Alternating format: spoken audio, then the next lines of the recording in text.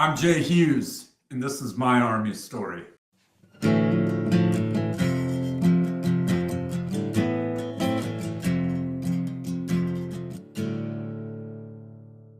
What's going on, everyone? Thank you for tuning into this episode, whether you're on YouTube, Spotify, or Apple. Please, I'm asking you guys to share this content, like it, and if you're enjoying these episodes, please comment. That will help out the channel a lot. Share it with your friends, and let's get into the episode. Jay Hughes, welcome to the show, brother. Thank you, dude. Hey, Doc, I got to start off the hop here. I want to thank you for everything you're doing. I don't know that anybody's done that, but you're giving a voice to so many veterans and a lot of combat veterans out there that don't know how to tell their story. And my goal today is to hopefully give a voice to the men that I served with and tell our story and yeah, just do right by them, man. But thank you for what you're doing. This is very important and it's well worth your time. And I appreciate you doing it. Yeah, actually, I want to give the same back to you. I know we talked before. I think you were kind of kind of hesitant, right? Because I think it was like telling war stories to civilians or whatever. And then I was like, it's not about that. I don't know if you remember us talking about that before. Yeah. I definitely didn't say that. I think where I'm coming from with that is 99.99% of people you meet every day cannot relate to what we went through. Right. They've never been in the military. They probably never had their skin in the game for anything. And while I say that, I don't mean to be arrogant. I'm not being arrogant. I'm coming from a place of they don't know that level of sacrifice and they don't know how to relate. Yeah. And when I retired, I was completely unaware of how rare of a life it is to serve in the military and then to serve in combat. And then on top of that, being in combat arms and all the other levels of, sacrifice or the kind of as you climb up the ladder, the warfighting ladder, we could call it. Yeah. And most people can't relate to that. So, I didn't want to come on here and just, tell war stories for entertainment. I'm more interested in taking care of the boys, telling our stories so that people know what we did over there and it do a service to the men that did not come home alive or came home with wounds seen and unseen and are looking for their place in the world. That is what I'm more interested in talking about, where we go from there. I could get on here and talk deployment after deployment and it's fun, entertaining, educational, but I don't know that's the best use of our time. And that's where I was coming from with that comment. Yeah. I appreciate you clarifying that. It was important to me when I started this. It was kind of like retaining history too, in a way, because I don't know if you obviously you do recall, but when they go over like World War II or Vietnam guys, they're already like old. And I don't know if they when they're telling stories, I don't know if they recall it too much. And for example, in my civilian workforce now, a lot of people didn't even realize that we were getting into firefights. That's crazy to me. The only most people only know about the Navy SEALs. And, dude, do you have there's a running joke out there. There were 700 Navy SEALs in the Vietnam War, and I've met all 70,000 of them. Everybody's cousin is a Navy fucking SEAL, bro. And it's okay, just tell the truth, man. Either the service members full of shit, or people are inflating a story. I don't know. It's like valor inflation, or I don't know what I would call it, service inflation. But the majority of the war was shouldered by conventional troops. That's a statement of literal fact. Right. And it even beyond that, dude, who cares? You served, great. You served honorably, awesome. Thank you for doing that, man. Awesome. I mean, why can't it be about like that? And I think there's a problem with on the veteran side, we eat our own like no other, man. Big time. And I've had to check myself on things. I'm a very proud grunt dude. Served 22 years in the Army infantry, but I'm just another dude out there in the world. I'm a father, I'm a husband, and all that type of stuff. Yeah. I'm glad you said that. I'm glad you said that because that's what we talked a little bit. I want people to be proud of it, but they don't become it. Like you're not that person anymore. And I think that's important for your mental health and your healing process. Like remember your brothers, but like if you carry that on your shoulder that, hey, I went to whatever Baghdad or whatever, and nobody gets me, you're gonna have a rough life. Well, I think you've got two camps here, man. And I hope everybody takes a step back and looks at their own situation. So you've got a guy like me. I joined the Army, a few months after 9/11. I watched the second plane hit my second hour of my senior year of high school, right? Mm-hmm. When I graduated, I went into the Army.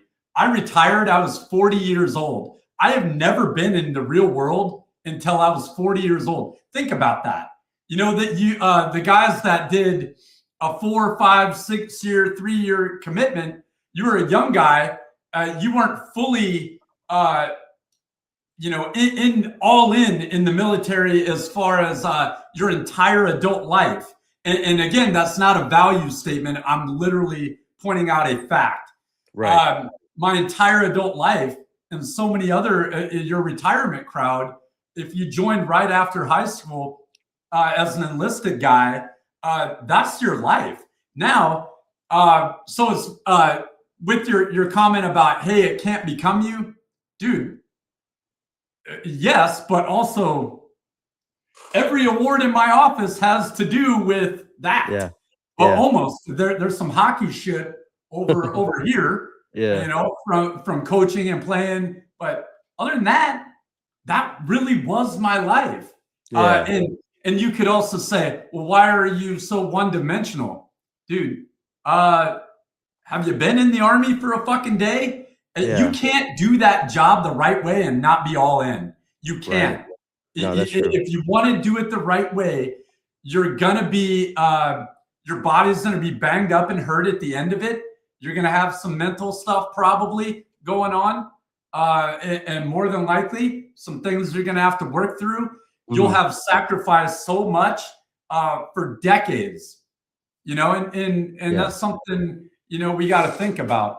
Right. So it is part of who I am, and yeah, I don't back down from that. But to your point, it is a chapter, and I'm making a new one now. Yeah, that's important, man. Because I did 9 years, and so man, it's kind of tough because I talked to a lot of these guys. Right, you're right. They served like 4 to 5 years, 3 to 4, 5 years, right? And like to what you said, like we eat our own. I keep talking to a lot of people that like you guys, like myself. The only reason I say myself is because I was battalion staff for a little bit. But when you get up to this level of the battalion higher, you see overall picture, right? Right. And then the grunts, the E3s, right? The privates,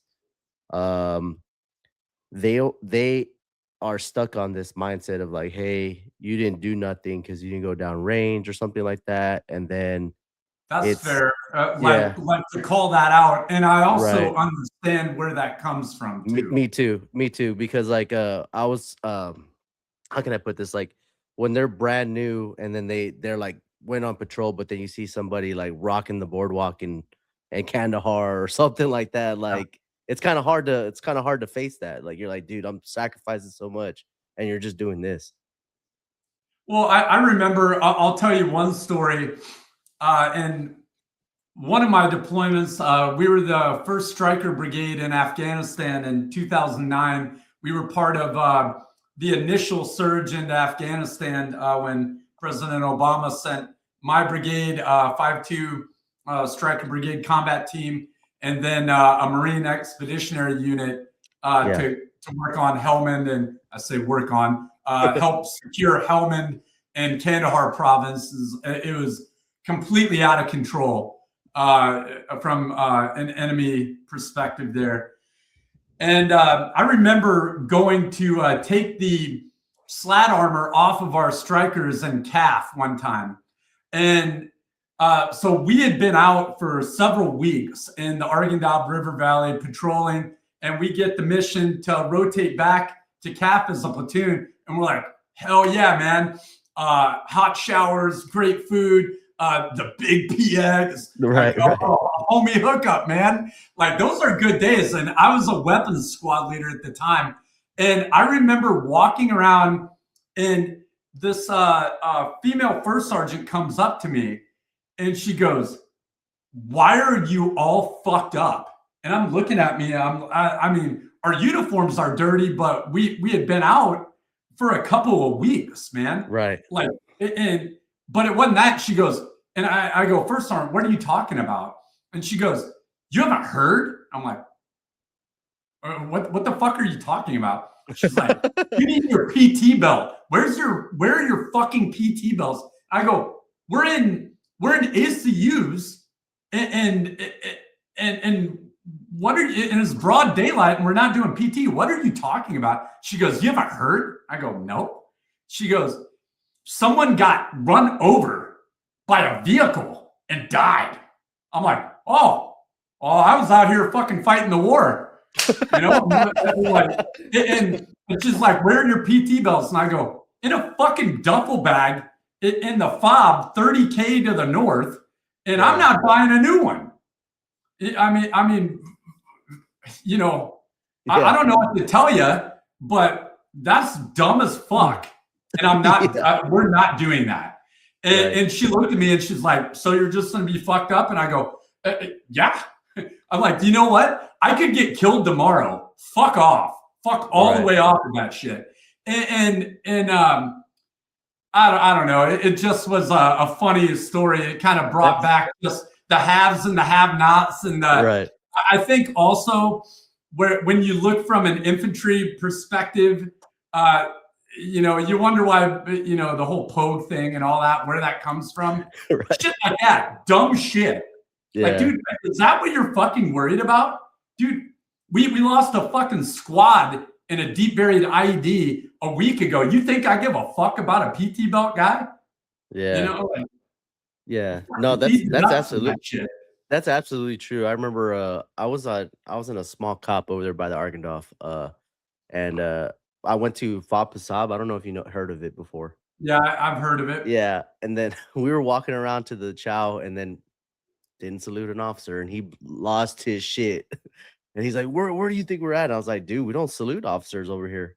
I'm like, and then but I was a young E3. Obviously, I'm not gonna go crazy on the dude or anything like that. I was literally not even a year in the army yet, but I can relate to what you're saying, like just dumb shit like that. You're not worried about. I think I also have to clarify, guys, like that deployment, we lost 22 in our battalion KIA. I'm not even talking wounded in about 4 months. And it wasn't from vehicle rollovers and dumb shit. It was from fighting the enemy. And the 82nd, the 2nd Battalion 508 replaced us, you know, about halfway through the deployment, 5 months in. And they found out the hard way too, unfortunately. It was a tough fight. So mentally, you know, I'm not the insubordinate type of guy. I would have probably, you know, there's some people that would say, "Oh, you're unprofessional." I'd like you to get into the mindset of what it would be like to be a mid-level leader and having to focus on what really matters and filter out the noise to accomplish the mission, do everything you can to bring your boys home. And to kill as many of the fucking enemy as possible. And what would that psychology be like? Of course, you're going to lose a little bit of yourself in that process. And I think a lot of people are quick to judge that have never, ever, ever been in that position. Right. And I was in that position multiple times for years at a time, and I'm far from the only one.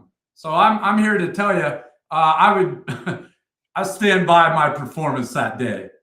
Fuck you and your PT belt. Yeah.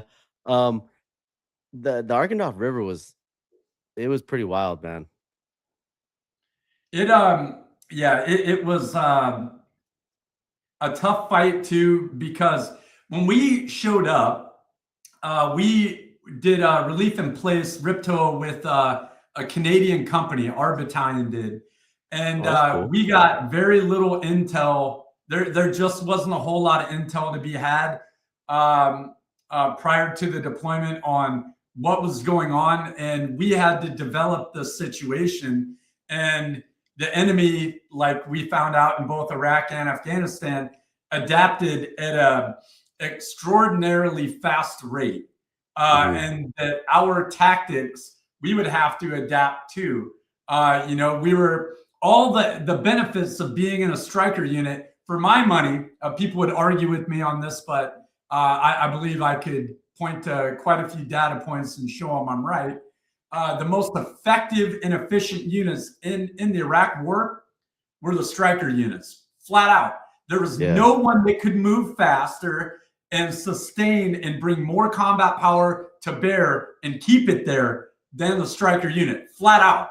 Yeah. They were quiet in the city. So now take this great vehicle, load it down with a shitload of armor that it was never meant to carry, and you create all these logistical problems. We had to fly those strikers in from Diego Garcia at like $2.5 million a flight to get one striker or two, whatever it was, in on C5s at a time.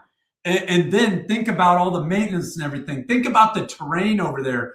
There's very, very little infrastructure in Afghanistan. So all the benefits of being in a striker unit were pretty much negated.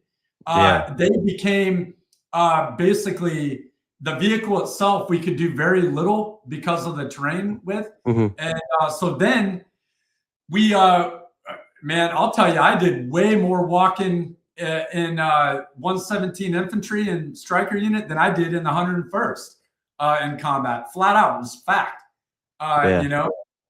So it was very, very tough. We found out that there was a very large entrenched Taliban formation in the Arghandab River Valley. And I remember the Canadians pointing to the green zone, the orchards, and saying, we don't go over there. In the background right here, that Dietz print, it's called Into the Orchards. It's from my unit. And very proud to have that on my wall. But yeah, it was a tough fight, man, for sure. But man, we fucking kicked their ass down there, Doc. Yeah, hell yeah, dude. I have a question for you. So, like, you said you joined 2 months after 9/11 happened. Did you join because of that, or you had like family history of service, or? So a great question, Doc. So it was actually a few months after, and I had been looking. I'm originally from the great state of Illinois. Opinions may differ there, but I'm one of the good ones, man. And I'll leave it at that. I won't go into all of that. But anyway, I was looking into the Illinois National Guard, and I think I found myself where a lot of young men find themselves at. Hey, I don't really want to go to college. I really don't know what to do. And I grew up, I was an avid deer hunter, loved playing the sport of hockey, loved, just being an outdoors guy. I growing up, I remember playing Army all the time. I loved firearms. I loved how they worked. I studied them. I cleaned them. I broke them down. I built them back up. And really, my stepdad, I had a phenomenal stepdad. He was a SWAT guy, and had been a career law enforcement officer. And I remember going through his go bag with his black Kevlar helmet and his body armor, and he had an AR-15 in there, and it was all in the 90s, with like A2 rails on it and shit, and like shit we'd laugh at now.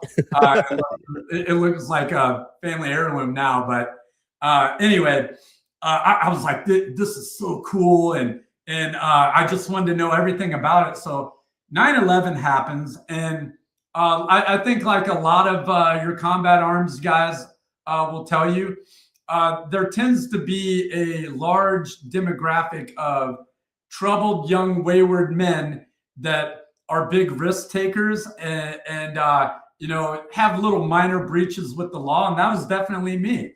I love to party and do all that. And I was drinking too much and smoking weed and doing all kinds of stuff as a juvenile delinquent and getting caught all the time. All the time, dude. Yeah. And I got to I kind of had a falling out with my stepdad, and I moved out on my own for a semester. And so here I am, 18, living on my own with a roommate and just having all these wild parties and everything. And one night, one of my parties got raided by the city police department, and 15 of us got arrested. And of that 15, 13 went into the military. And these are guys that served in OIF 1 and a few of I think I was the only one out of that group to stay in for a career and retire. Doesn't matter. But I go home and these guys changed. The military gave them an opportunity to prove themselves and use that as an elevator to move themselves up in life. And it gave me purpose, man. And I was good at it. Right. And so I stayed in and kept staying in and all of that. And before I knew it, I was at the end of my time. Right. So I think that answered the question there. It sure did. So when you went to basic training, what month was this that after you got arrested, right? Yeah, that would have been July of 2002. Okay. And how did you, I mean, you seem still like a pretty fit dude. So would you consider, like, would you say it was easy physically, or did you struggle at all with it? There were things that I'd never done before, like foot marching. I grew up in the deer woods, man, but you don't have a 35-pound rucksack on deer hunting. I don't know. Now you go hunt out west, an elk hunt or that's very physically involved. Man, you can be 400 pounds of chewed up bubble gum and jump into a deer stand all day long and blast deer all day long. It doesn't really. You don't have to be that physically fit, but I was a pretty fit dude. I think, the foot marches were challenging too. And some of the PT was, the running, I hadn't put a whole lot of emphasis on timed runs and things like that. So that was a little more challenging. I don't think I'd ever run 5 miles continuously in my life. Prior to the Army, right?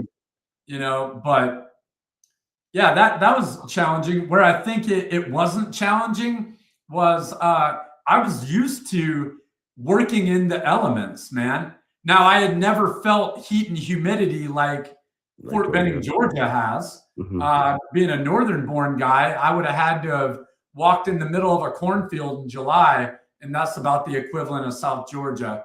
But I could handle the cold. I was used to being out in the woods and all of that. I thrived in that environment. Yeah.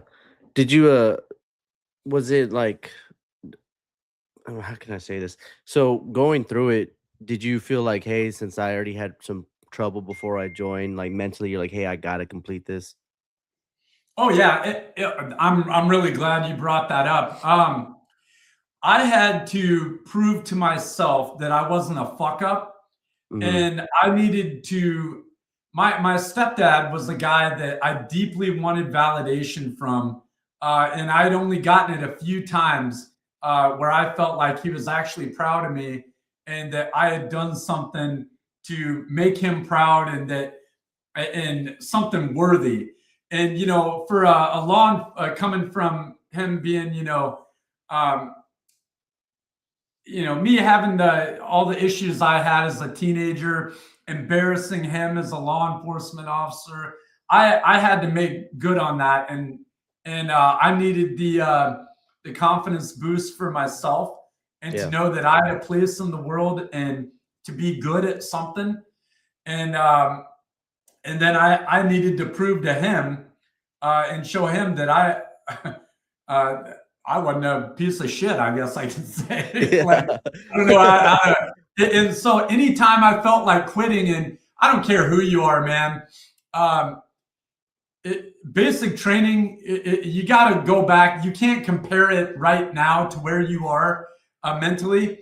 You have to go back to where you were then because the concept of hard is kind of subjective and variable, right? Yep. So going back then, I hadn't done a lot of those tasks, and you are, as for most people, most soldiers or service members, their first time away from home. Yeah. And I served as a basic training first sergeant, so I got to watch a soldier, 4,500 soldiers go through this transformative process, and everything. So it's their first time away from home. You're getting told what to do all the time. You're confused by these new rules. You're trying to learn how to fall into a new system.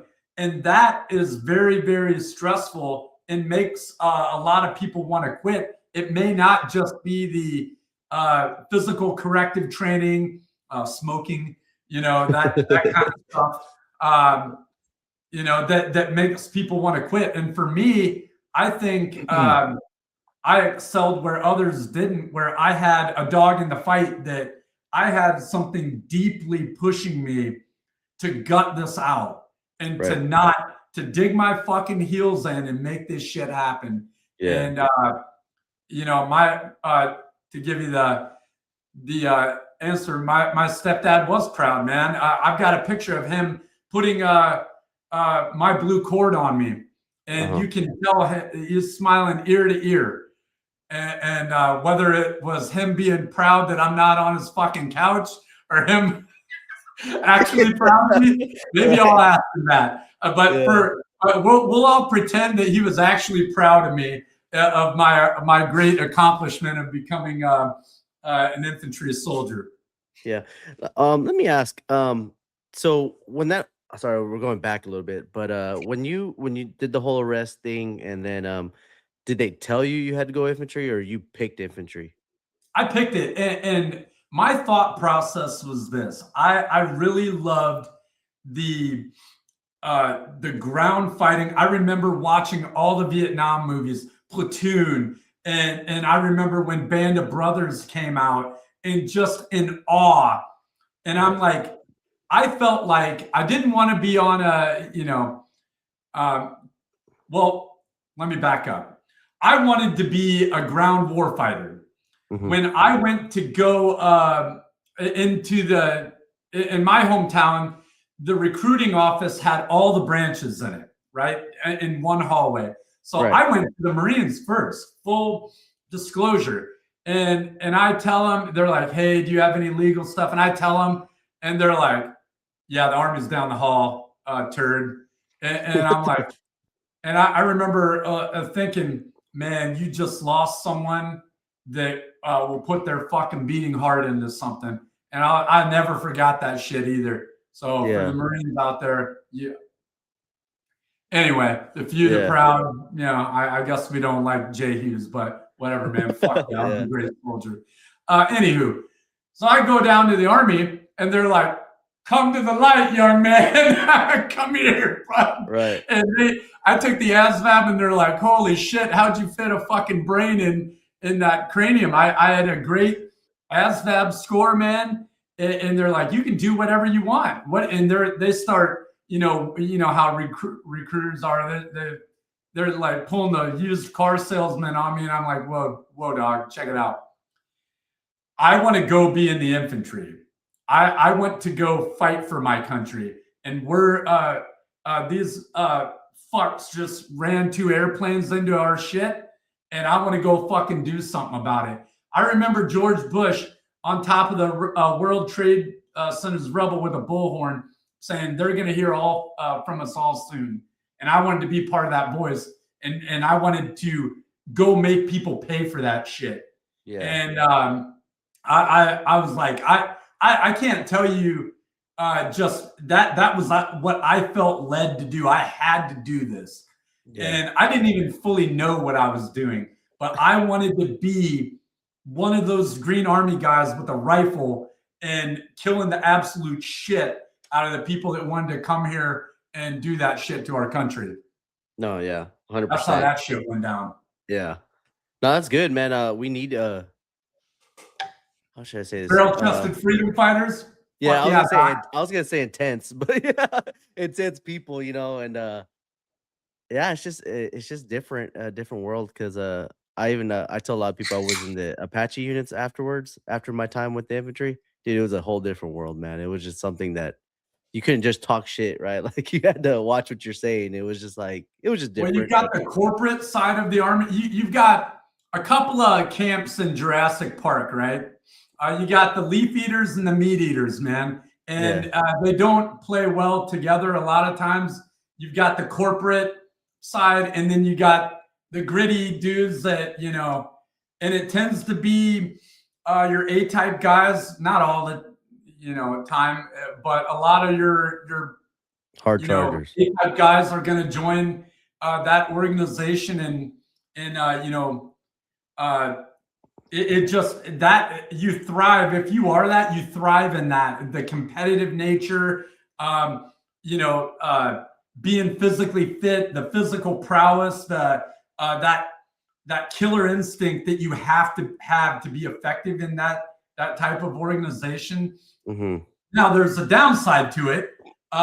You know, you go into other organizations and you've got to tailor, like when I went to Fort Jackson, I had to really, really, really take a look at how I did things. Yeah. And I hated it. Absolutely hated it. Yeah. I felt like, you know, when you got a big old bottle of liquor, right? Like one of the handled ones, you know, that plastic part in the top, you know, the regulator, I call it a fun condom, right? No one worth their shit. You always pop that thing off, right? So you can get business done. That's what it's like being in the infantry, man. Fun condoms off, dog. Let's roll, you know, go. And then when you go into these other organizations, it's like, and you're like, oh my God, dude. Like I didn't feel like I could be my authentic self, and everything had to be this tiptoe walk on eggshells. It was hard to have eyeball to eyeball tough conversations with people, and I hated it. Yeah. Everyone's looking for a way to, or not everyone, but a lot of people are looking for a way to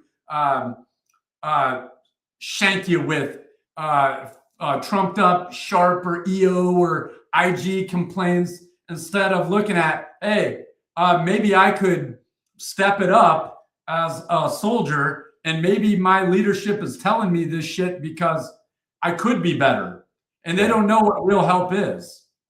That's fair, man. Yeah. So when you finish the was it OSIT, right? When you finish that, when do you get your orders that you're going to go to the 101st? It's not what happened. Oh. That wasn't my first unit. Oh no. So I went to Korea. I was in the 1st Battalion 503rd Charlie Company. Was my first assignment. So when 503 before they went to Italy. So back then, we were in Area 1, which is the northernmost quadrant, you could say, closest to the demilitarized zone. Were you at Warrior Base? It was Camp Casey. Okay. And so I did a year there, and that was where I went first. And so I missed OIF 1. I watched it on TV, and I felt like shit, man. I felt like I had been benched. But I will tell you this, that while I wish I would have been part of the invasion, that 1 year in Korea at that time frame, you have the opportunity to get really good at the basics. And I think throughout my career, what I saw was with these really accelerated deployment timelines, it is really, especially in a light infantry organization, it is really hard to get reps on the basics. They want to push you through this training timeline as quickly as possible to be train ready status, and then fire you off at all these different contingency missions all over the globe. Mm-hmm. And that's kind of what I saw later in my career, which is unfortunate that that was what we had to do. But we were able to really, do a lot of things, train a lot of things the right way, and get a lot of reps. And I really appreciated that. Yeah. Did you see yourself excelling during that time? Like, hey, I'm being a good infantryman. I could possibly be an NCO. Oh yeah, like I became I think the way the Vietnam veterans talk about their 1 year in Vietnam and things like that, how you become you get seniority throughout that year. A version of that was true for Korea at that time. And I think a lot of guys would agree with what I'm saying, that, if you're a junior enlisted guy, a PFC specialist, if you were on your shit, you were going to be a fire team leader, month 8, 9, 7, somewhere in there. And that became true for me. And then that set me up for, I got leadership experience. And then, I show up to the 101st and I went to air assault school in reception. It was fucking badass. Imagine showing up to the 101, the storied unit, and they're like, hey, take an APFT now. And I get a 285, something like that on it coming off leave. And they're like, you're going to air assault school. And I'm like, fuck yeah, dude. That's handy. And so I show up there. I came from Korea. I already had EIB testing under my belt, all this training. I had done a lot of things in 1 year.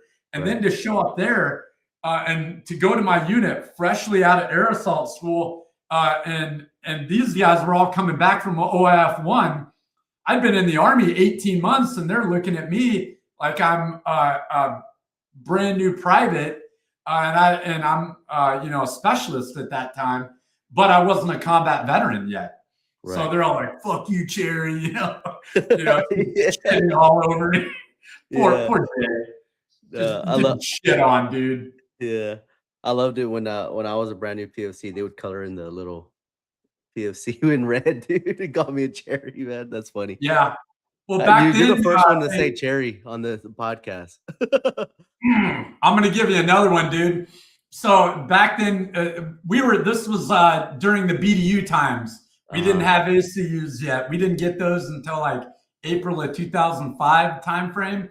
Yeah. I think right after we got back from or May, something like that, when we got back from JRTC, we got it. Anyway, I'm in BDUs, and the thing was, you had to open you had 2 buttons on your blouse here, and you'd open it up, and they'd hand you a cherry packet, a cherry Kool-Aid packet out of the MRE, and you dump it in there and close it back up, and they would commence the fuck down, smoke the absolute dog shit out of you until you made Kool-Aid on the ground, and then they'd stop. And man, that was hell. And I'm not. So, I got a great story to tell. And my oldest son just, he's a young rifleman now. So in the Army. So. Oh wow. Okay, so I didn't even know they were doing that Kool-Aid packet thing. That's pretty. It's creative. Cherry Kool-Aid packet, man. Yeah. So it's probably like roughly like what, August of 2003 that you're in Campbell? I got to Fort Campbell. It would have been January or February of 2000, January of 2004, I think it was. Oh, okay. Or December 2000, January 04 is what it would have been. And okay, so these guys come back, and you know the Army already projects like, hey, deployments and stuff like that are happening. Do they know that you guys are gonna go back in like 05? I assume like what, like probably January of 05. So I can't speak to that level of thinking back then, because keep in mind I was a specialist. So I don't know what the I would think at that time it was known that, hey, major combat operations had ended, but hey, there's this new thing, the IED, and this insurgency building. And keep in mind, we start having all these problems in Fallujah and Al Qaeda in Iraq, building up in Al Anbar province and all that type of stuff. So I would say they knew that we were going to be there for extra innings for sure. Yeah.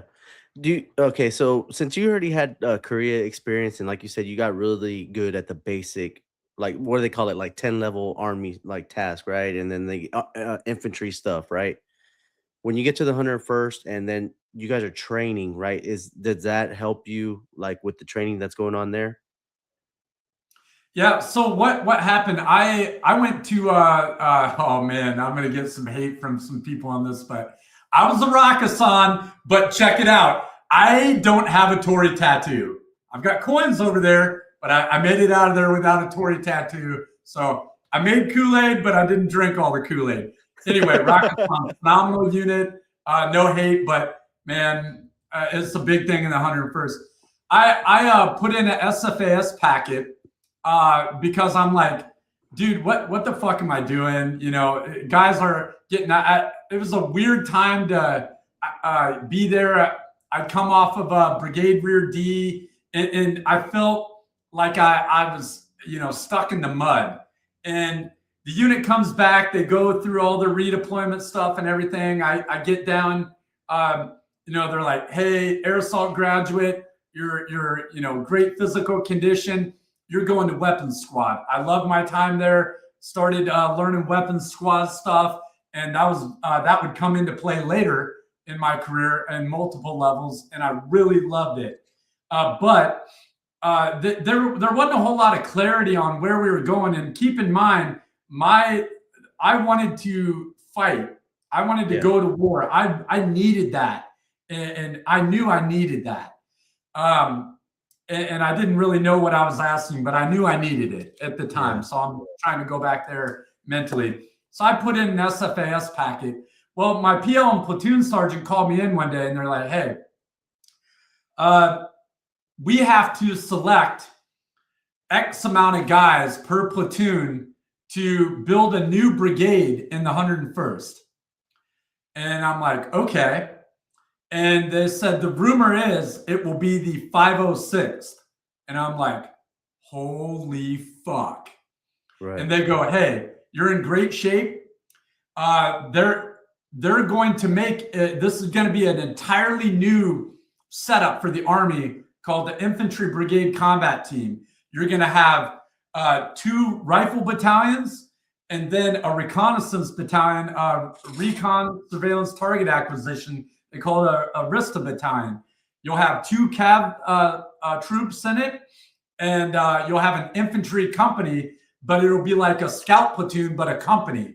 And you'll be working at the brigade level. You'll be tasked at the brigade level. And it's tryouts. You should try out. So they said, we know you have an SFAS packet in. You should try this. And did I get hustled a little bit and pressured? Yes, I did. I did. Openly. Right. So I canked the SFAS packet. and I had already done their PT test and all that. And I told the recruiter, hey, I'm not going to do that. I'm going to try out for this. And I don't know. I really wanted to serve in the 101st, man. I'd watched, Band of Brothers and Hamburger Hill. And at that time, the 101st was the Hollywood division of the Army. It just was true. It had name recognition like the Navy SEALs have now a lot of times. So anyway, they called the unit 4th of the 101 and 4th UA, unit of action, 4th unit of action. Damn. So I left there in I want to say June, and we activated in August of 2004. And I can't remember if it was right then. I think it was a little bit later. Our dreams came true, and they did designate us as the 506. And I'm a plank holder and served with them, and I'm incredibly proud. And I hold still literally talk to my platoon mates and all that near daily. And it was a phenomenal place to start out. I'll never forget it. And I made it into recon, man. And it was awesome, man. It was phenomenal. Yeah. I had a great time. We got air assets everywhere we went. We had Zodiac boats, dude. We're running around Fort Campbell. Just freaking thinking we were the absolute shit. And God bless any young infantryman. That's how you're fucking supposed to feel. That's right. How you're supposed to feel. You're supposed, and back then, and the guys that watch this will know this too, man. We had gotten the beret, right? The black beret. I think that came 2002. General Shinseki, if I remember right, his going away present to the Army was the Stryker vehicle and the black beret. So we got black berets, and in the 101st, you've got 4 crests that people give a shit about. The brigade crest. And when you're walking into the PX, it's like gangland, dude. There are 4 brigades on post, and if everybody's thinking the same thing. Oh, I could beat your ass. I could take your girl. And if you're not wearing that crest, man, oh my God. But man, once you come out of the 101st and you see that 101 patch, a combat patch, like when I went to Stryker Brigade, it's like, what's up, dog? It's like prison shit, dude. Yeah. What's up, man? And you talk a little bit, and then you end up knowing people. But man, we did not get along on post. Everybody's stealing guidons, fist fights and off-post bars. It is wild west, man. And God bless it for that. Yeah. I would argue we should get back to that mentality. We should resurrect that and that esprit de corps, and just that level of competitiveness. The Army deeply needs to get back to that. Right. But we've got to get away from everything's hazing. Man, there's one thing to whack someone in the chest with a fucking e-tool. It's another thing to, hey, you are a new private, fuck you, and here's how it fucking goes. And you do have to earn respect here. Yeah, you get a general level of respect, but you should have to. It's just tough with young leaders.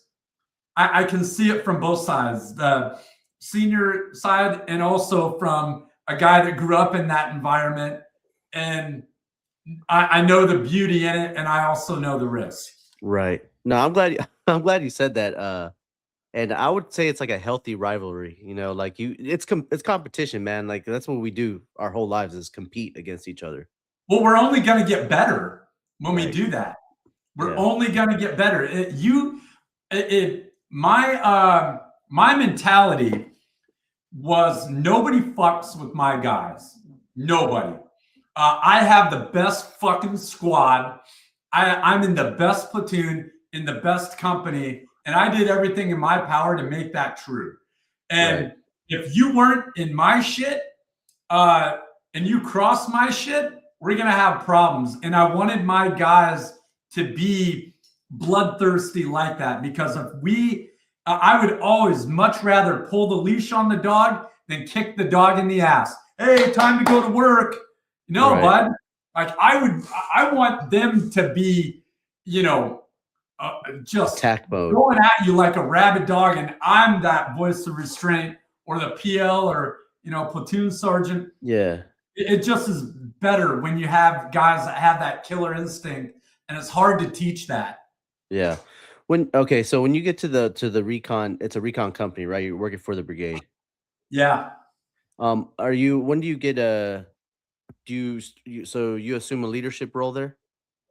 So I started out, we had to organize and really get trained up. So again, keep in mind, we're in a brand new Army formation, the Infantry Brigade Combat Team. So all the way in, it is brand new. When I built 3 units from the ground up, or I should say, participated, served in 3 units that literally started out from a parking lot. Didn't even have a unit identification code, a UIC, to order supplies. We were like ordering through every company. The guys that served in more junior levels may not understand what I'm talking about, but we're ordering out of one company's UIC, and like all the companies were doing that. So you have to figure a lot of things out. We had to beg, borrow, and steal rifles, everything. I remember we jumped in on the Rakkasan's EIB that they were putting in on. We had to borrow M4s from them. And of course, all the units in the 101st have the cars on, like, so if you're a Rakkasan, you've got the Tory on the side of your helmet. So we show up, we don't have nothing on the sides of our helmets. And they're like, who the fuck are these turtles? You look at the turtle, and they're like, who the fuck are you? You goddamn nerds, man. And so automatically sticking out like a turd in a punch bowl, dude. Imagine going to EIB and trying to get an honest shake, and they're like, fuck you. Like, you're going to get red. You're never going to pass. I don't care if Jesus showed up. If he ain't having that Tory on the side of his helmet, you ain't getting a go, buddy. Anyway, we had to train as a unit and start out from nothing. We were incorporating a lot of new tactics, a lot of new technologies. And, actually the Army is going through that right now, with the, what is it, Mobile Brigade Combat Team. Yeah. They're transforming and again, evolving again right now. And so it's literally kind of what I'm talking about right now. But we had to, get guys to sniper, to ranger, to RSLIC, all these different courses, and then start our collective training and certification to go to JRTC. And man, we were in the field all the time, but goddamn, we were well led, and it was a phenomenal time. We worked hard. We partied really hard, man. It was a time to be alive, man. Yeah. I loved it. I had a great time. So kind of talk to me about when you get word that you're going to Iraq. Kind of talk to me through, like, that's what you want to do, when you want to go to war. Yeah. I remember we went. We knew we were back on the patch chart. I can't remember exactly when we found out we were going to Iraq. But it eventually came out that we were going to be going to Southeast Baghdad. And like, oh shit, like there's a lot of shit going on. I mean, and we could have never predicted what happened during our tour.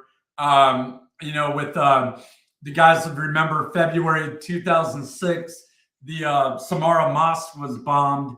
And that's when the Shia and the Sunni tribes started openly killing each other in droves. It was complete insanity for the rest of the deployment. They're Shia are killing the Sunnis, Sunnis are killing the Shia, and we're fighting both the insurgent and militia forces. It just is wild, man. Yeah. Some of the things that occurred, but yeah, we found out we were going to Iraq. You know, I would say it was probably the spring of 2005, somewhere in there. I can't exactly recall. We went to JRTC. We were really, really effective and got really high marks there. My squad recon team got heroes of battle. For you guys that have ever went there, you know, kind of know what that is. You have to be selected by the OCs that, hey, you're kind of like the MVPs or whatever of the rotation. So we found a lot of enemy caches. We were in the company we were in really valued being tactically creative, I would say, and really pushed it down to the general junior level. We don't just want you to be strong. We want you to think. In recon, you're painting the battlefield picture for your commander to make timely and accurate battlefield decisions, right? So you can't just be some dude that can carry a lot of shit. You have to be that, but you also have to be highly intelligent, and you have to be able to ascertain facts and then ascertain assumptions and why you are assuming what you're assuming, and paint who, what, where, when, why, what else for the commander, and then to allocate troops to attack or whatever, right? And you also have to be able to fight with the small team. It takes a great deal of trust and a great deal of professionalism, and yeah, it was great, man. A great time to serve and a great unit to serve in. Right. So you're in the Army, what, 3 years? Probably 3 years by now? Yeah, about 3 years, I would say. You know, how does it so I'm very curious. How did it work back then, like getting promoted to sergeant and stuff like that? Like, you know, like was the time in service thing? I'm curious. Because I joined in 12, so like it was way different. You know, you had to go to BLC and all that shit. So I did not. Keep in mind, this is like right before the surge in Iraq. So I got promoted to sergeant March 1st of 2006. Okay. The day I went to the board, I had a combat patrol that morning and got my CIB, and so I wasn't a fucking cherry anymore. And got down that morning, and then I remember it was during the rainy season. I was covered in mud just from what we had been through that morning, and I show up in the promotion board, and I'm covered in mud, and this is in Iraq. And they're like, what the fuck is wrong with you? I remember my sergeant major, and I'm like, well, I was on patrol, and you know, and all that, and I tell him what happened. He's like, and the first sergeant's like, yeah, they were in contact and all that, and he's like, fuck out of here. That's how my promotion board went, dude, to E5. It was like, yeah, nod, homie. Like you earned it. You're already doing the job. I was assistant team leader, so second in command of the recon team, right, at the time. So I was already doing the job, you know. That's and the thing, if your command is sending you to a decentralized promotion board to E5 or E6, they want you to be promoted. Right. Otherwise, why the hell are you sending them? So I was already doing the job. I just needed to get through the promotion board. Points back then were for infantrymen were like the bare minimum. Like you could walk in there, you know, with 2 legs and a butthole, and you're getting, and just not be drooling on yourself, and point front side towards enemy, and you're getting promoted. I'm of course joking a little bit. But it didn't really take much. Points were the bare minimum back then, and but don't read into that too much. I'm not saying people were undeserving. The needs of the Army, they needed a lot of 11 Bravo 2 zeros, so they dropped points to get more of them every month. That's just how it works, Right. So when you're in Iraq, how are you feeling, right? Because this is the Super Bowl, right? Like, this is every infantryman's dream, like, to go to war. And remember, you joined the Army for purpose, direction, and to fight the enemy. So do you feel like you're getting that here? I felt like I had a purpose for sure. I also it was a challenging time too, because we were, putting myself back there. We went to war in Iraq, because they're weapons of mass destruction, and Saddam Hussein, which legitimately was a bad guy, but also I don't think we knew how bad we were about to destabilize the entire region by taking Saddam out of power without an effective plan. And also, America has this level of, a really kind of dumb understanding of, look, man, you cannot sell democracy to everyone, to people that don't want it. We've got to be comfortable with, all right, we just fucked you up. Now it's yours to, I don't know, grab a broom, dustpan, maybe stack a couple of rocks over there. We're going to go back home. And if you ever come back here, we're going to fuck you up again. We've got to quit being so goddamn nice. That's not our job, to go build everybody's nation up. And we got to quit apologizing. Dude, you came over here for the Taliban or for Al-Qaeda. Why the fuck do we have to rebuild Afghanistan? Fuck you. Kill them and fucking leave. Why are we not okay with that? And that's not a low level, you don't understand the greater picture. Dude, if we did so much good, then why are we, the Taliban in charge? They got a 240. I don't have a 240 other than on my arm. Where's my 240 at? I'm just joking, man. But anyway, we play the game the dumb way sometimes. Now, Iraq and Afghanistan were very, very, very different.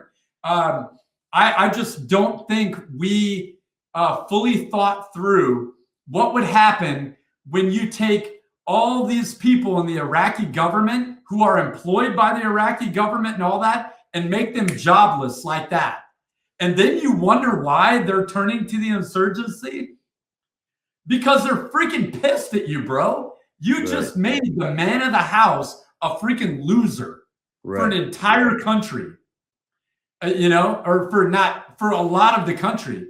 And we did not understand the tribal politics and a lot of the things that were in play. We just went in there and bull in a china shop, did what our military is good at, but we were, we were very stupid in our initial understanding of what would happen. So back then, to answer your question, we were looking for weapons of mass destruction, and then it turns into this counterinsurgency, and now we're fighting the insurgents, which some of them are putting a bomb in the side of the road for $10 a day, or whatever, right? The Iraqi dinar equivalent to that. They're just trying to get survive, and then they're also hardcore foreign fighters that want to kill Americans. And hey, I'd rather let's play that game, dude. Awesome. Hey, you want to take a shot at the title, buddy? Let's play that away game and keep that away from America. So that was a win. But it was this weird time on the news, man. You've got Green Day putting an album out, American Idiot, openly, criticizing Bush. The song "Wake Me Up When September Ends" from American Idiot album. If you ever watch that music video, man, I couldn't watch it for years. And it still kind of gets me choked up. And you should, Doc, you should watch it if you never have after this. I've only listened to the song. Kind of put you in, and the guys will know that was a great album. But man, I was like, all these Americans that that were so anti-war, I felt like they were pieces of shit and like they were against me. That was tough to deal with. I know soldiers, we really struggled with that, with not everybody, but a lot of guys like, what are we doing here? And I think that was carried on through GWOT too.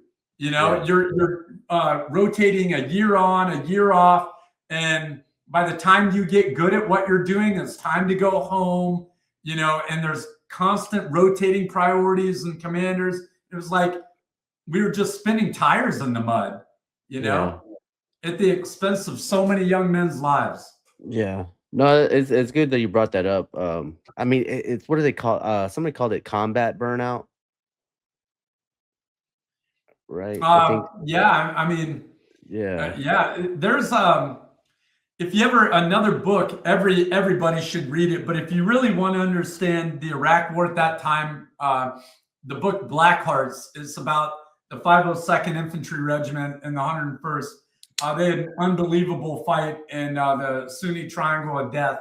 And one of the guys that actually I was handcuffed to the night we had that fateful party in high school, he served in that unit. I won't put his name out there, but you see it, dude. Love you, brother. Black Hearts, man. Every GWOT veteran should read that book. Black Hearts, phenomenal book. But you'll really understand what it was like in the war at that time. And it is a valuable book for many, many reasons. It was on the Army reading list for years. I don't know if it still is, but challenging, man. I never actually seen that Army reading list. But anyways, so when you get done with this Iraq deployment, are you like, hey, I still want to continue being in the Army? Like you enjoyed it, or you're kind of on the fence? A couple of good friends on that deployment. One of my buddies, we had chow the night before he got killed by an IED, EFP actually, and I'll never forget that conversation. And senior leaders will have their opinion on this, but I took it fucking personal.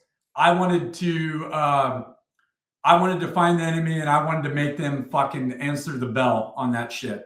Yeah. I wanted to fuck them up, and I was all about it. I re-enlisted to go back, and I wanted them to see my ass again over there, and they didn't in Iraq, but they did in Afghanistan. Mm-hmm. What you said is like, I know what you said about the senior leaders, like not taking it personal, but it's kind of hard not to sometimes, especially when you're close with somebody like that. Well, and you got to think, man, and here's the thing. I was 21. I was 21 years old. I'm 42 now. Your prefrontal cortex, the executive decision-making part of your brain, is not fully developed until you're 26. That is a absolute fact, medical fact. So that part of your brain is what your personality is like. So think now, I joined at 18. So for 8 years, my formative years, right?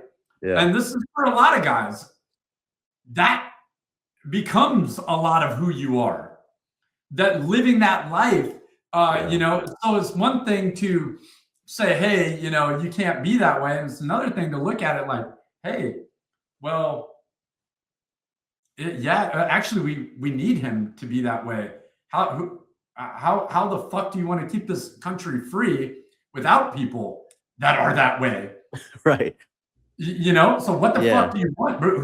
Who do you want to ultimately own the last 100 yards of the fucking battlefield? Yeah. You know, whose kid is worth it? Yeah. No, I'll give you another story, Doc.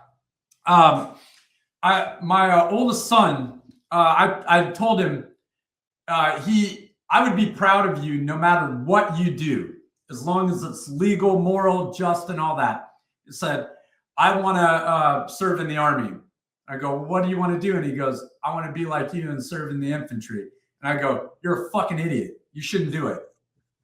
And I told him every reason. I said, I'm telling you, only a crazy person would ever want to do that. Most people would not do this for any amount of money, period. And you're telling me you want to do it. And the more I told him how bad it was, the more he wanted to do it. That's why he's the right guy to do it. Yeah. And there were people that are very close to me that questioned that decision. And I had to step out of the room for a little bit. And I realized that they just don't want, you know, my son to get killed. And they know that what I went through and that I'm lucky to be alive today. But I'm here for a purpose. Anyway, you know, the vast majority of people that serve obviously don't get killed in combat. So, but I remember asking this person, who do you want? Whose kid is worth it? Whose fucking kid? And they just looked at me. They're like, well, we've done enough. It's never enough, dude. Never enough. I did that. My family didn't do that. I did that. Right. You know, that I don't. And the thing is, too, military service is handed off a lot of times father to son. It's very true. It's probably, I think you could ask a lot of recruiters that say that's a huge predictor if there are other people that served in the military, you know, of their ability to recruit those people. My son jumped in the boat. Imagine what it'd be like to have a kid that is in phenomenal shape, has no legal problems, has no medical problems, and like, what an easy day as a recruiter. Like fish jumping in the boat, man. There you go, bud. Help you on your NCOER. You're welcome. No, I honestly, I never really thought about it, what you said, because I joined at 18 also.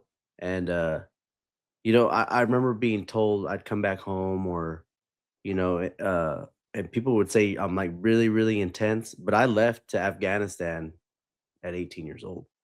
And I was where you, I was after 2ID, right? So we replaced them, and I was in the Maywan district, and oh, that's fucking horrible area. Yeah. Dude. So like, and then my mentality when I first got in, dude, I thought I was gonna go to a fucking hospital, right? As a medic, right? I was like, oh, I'm gonna go to the hospital, but then that's where I ended up. The day before we left was on the line, and yeah, I didn't think about it. What you just said, like that's why I was so intense for so long.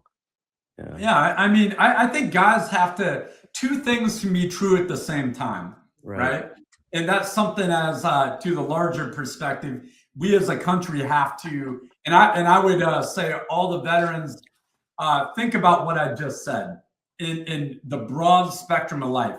Two things can be true at the same time. So while I understand you've got to be more than the uniform, you also have to understand a little bit of Rambo wisdom. Right? You've seen all the Rambo movies, right? Hopefully. I've seen the first three, yeah. Okay. Well, then the most important three.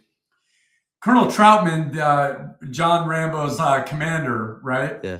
Says, don't forget who you are at one point. You have to understand that when you join the military, you will forever be changed. And that is not a bad thing. Right. Be at peace with it. And if you go to war and are a war fighter, there's an additional level to that.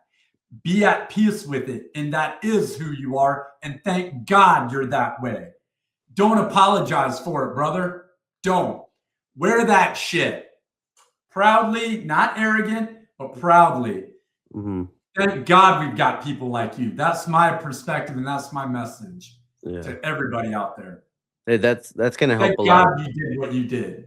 Yeah, that's gonna help a lot of people because it's okay to be different. Yeah, obviously, like I'm in this whole social media world, and then people are like, I just can't turn it off. I like this, and I'm like, and then they like to compare themselves like to the new generation too, you know, and I'm like, it's hard for me to give them advice on it because like for me it was I'm not saying it was easy, but for me transitioning over from I think I did that transition when I was in, right? Like I didn't have to I experienced the intensity and then I died it down when I got to my new unit. So what I think, man, and what I found out for myself was you have to find purpose outside of the uniform, but put the uniform off to the side for a little bit, right? But don't give it up. Stewarding the profession is what a lot of your senior guys are going to come on here and probably talk about in one way or the other. And man, I think hopefully everybody can see. I'm definitely I like to keep it real, man, and be real gritty and authentic. But I can talk the higher stuff as well and love that. But man, I just I'm an E4 that never grew up fully, man. You got to remember, there's a couple different types of infantry guys out there. There's the ones that really like to have all kinds of shit on their uniform, but they're not really about that life. And then there's the gang banging thugs, dude, that are about that life. They roll up their sleeves. They get in the dirt with their soldiers. They maintain the art of the gun. They're still killers, man. They love getting behind that machine gun on the range. They do what they got to do. But the best senior leaders I had hated the HR shit and loved to be in the dirt with the soldiers and envied them. They wished they were them. And that was who I wanted to be and how I wanted to lead. But getting back to what we were talking about, you've got to find purpose, man. You've got to put the uniform off to the side for a little bit, but don't put it away. Just put it down for a little bit and drive the car like you drive a car. Quit looking at the hood. Quit looking in the rearview mirror. Quit looking at the passenger seat. Look to where you're going. You drive the car by looking all the way down the road as far as you can, right? Right. Have vision. Have vision about where do you want to go? What do you want to do? Quit living in the past as much and drive the car that you're in, right? And go. Keep your feet moving. And this is, I wrote an article, I think I sent it to you. What type of veteran do you want to be? And I could broaden this out to a general life thing. What type of person do you want to be? You know, a lot of us in GWOT veterans now are middle-aged men, and you're a lot of my guys, all my peer group are sergeant majors, full bird colonels and higher now. And it's a middle age. One of two things often happens, either a midlife crisis or a midlife awakening. Why don't you choose that midlife awakening and view this as an opportunity?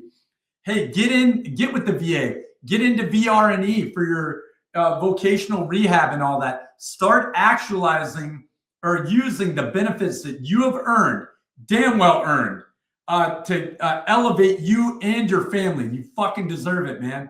Get out there and fucking make some shit happen, man. But it's not gonna just come to you. You're gonna have to get in that goddamn dirt and freaking work, dude. And I know it can be exhausting to reinvent yourself. I've done it, man, and I'm still doing it, you know? And I did it my own way.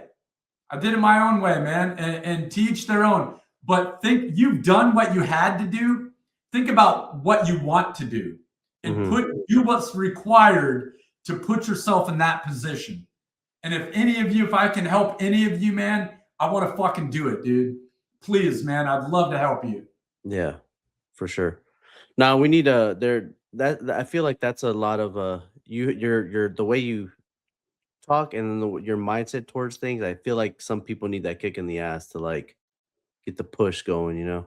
Well, you got to know what real help is, man. And it's not, me pulling out a fucking titty right now to breastfeed people. It's, hey, young man, get the fuck in there. Get in there, man. Let's go. Get that fucking gun up. That type of mentality that has, you got to hear that in the back of your brain, whether it's your dad, your drill sergeant, look at your wife, your kids, and be the man that they need. You got to have a look at the man in the mirror. Start right there. Don't blame your problems on anybody else. Go look in the mirror and point that fucking finger and look at who's the man pointing back at you. Yeah. And that's tough love, man. That's what men need to hear. Young men need to hear that.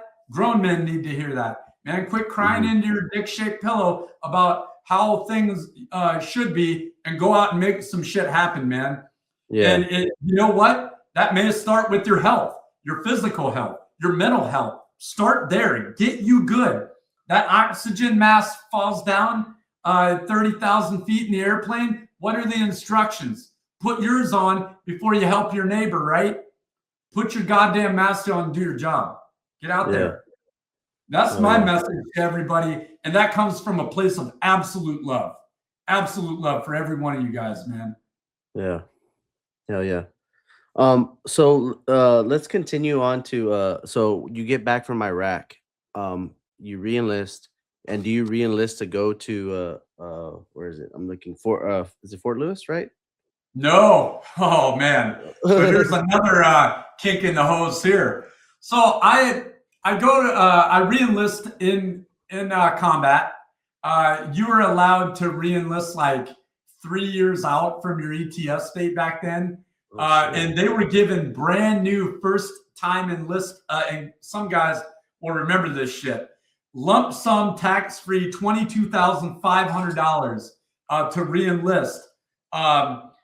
If you were a first term 11 Bravo, $22,500. Imagine how that would change your life.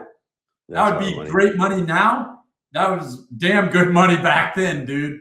Anyway, 20 freaking years ago. I didn't get 22.5, but because I had, I think, 2.5 years left. So I'm like, hell yeah, I want to re-enlist. And I want to re-enlist to be stabilized in this unit. And they were like, yep, they wrote it up. So I've signed everything. I re-enlisted for 6 more years. My initial contract was 6 years. I re-enlisted for 6 years. I think I was like a year and a half or 2 years out from my ETS date when I re-enlisted, something like that. And a few months go by, and I come down on orders for Fort Lewis. And I'm like, what the fuck is this shit?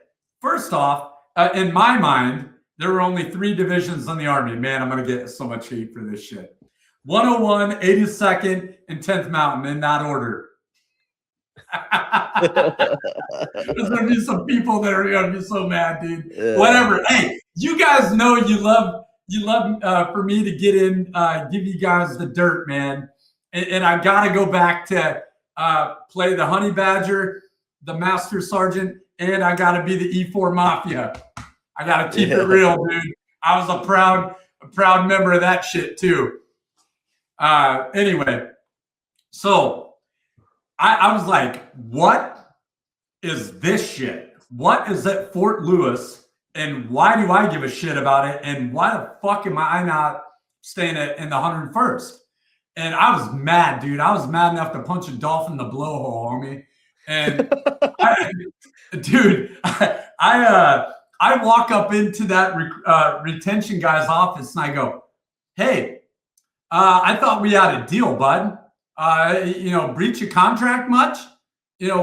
What's this shit? One, what is Fort Lewis? Two, why am I not staying here?" He's like, "Oh, well, we stabilized you through the deployment." I go, "What are you going to send me home from Iraq early at the height of the war? Like, dude, don't piss on my back and tell me it's raining. Like, what the fuck is this shit?" Yeah. Anyway, I got told basically, to shut up and color. The color is purple. Scribble feverishly on the coloring book, kind of like, when you're on the long road trip with your family and you're being loud and obnoxious in the family vehicle and your dad chucks a coloring book at you and hits you with the spine of it. "Shut up and color." And then they tell you what color. I don't know if anybody else had that experience. So I got told you're going to Fort Lewis, essentially. So You're still in Iraq, right?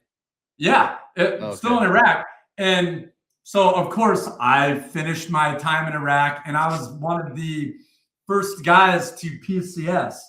And we had really built a team and a family. And nothing against my Korea. I don't know any of them guys or where they're at or anything like that, really, other than one.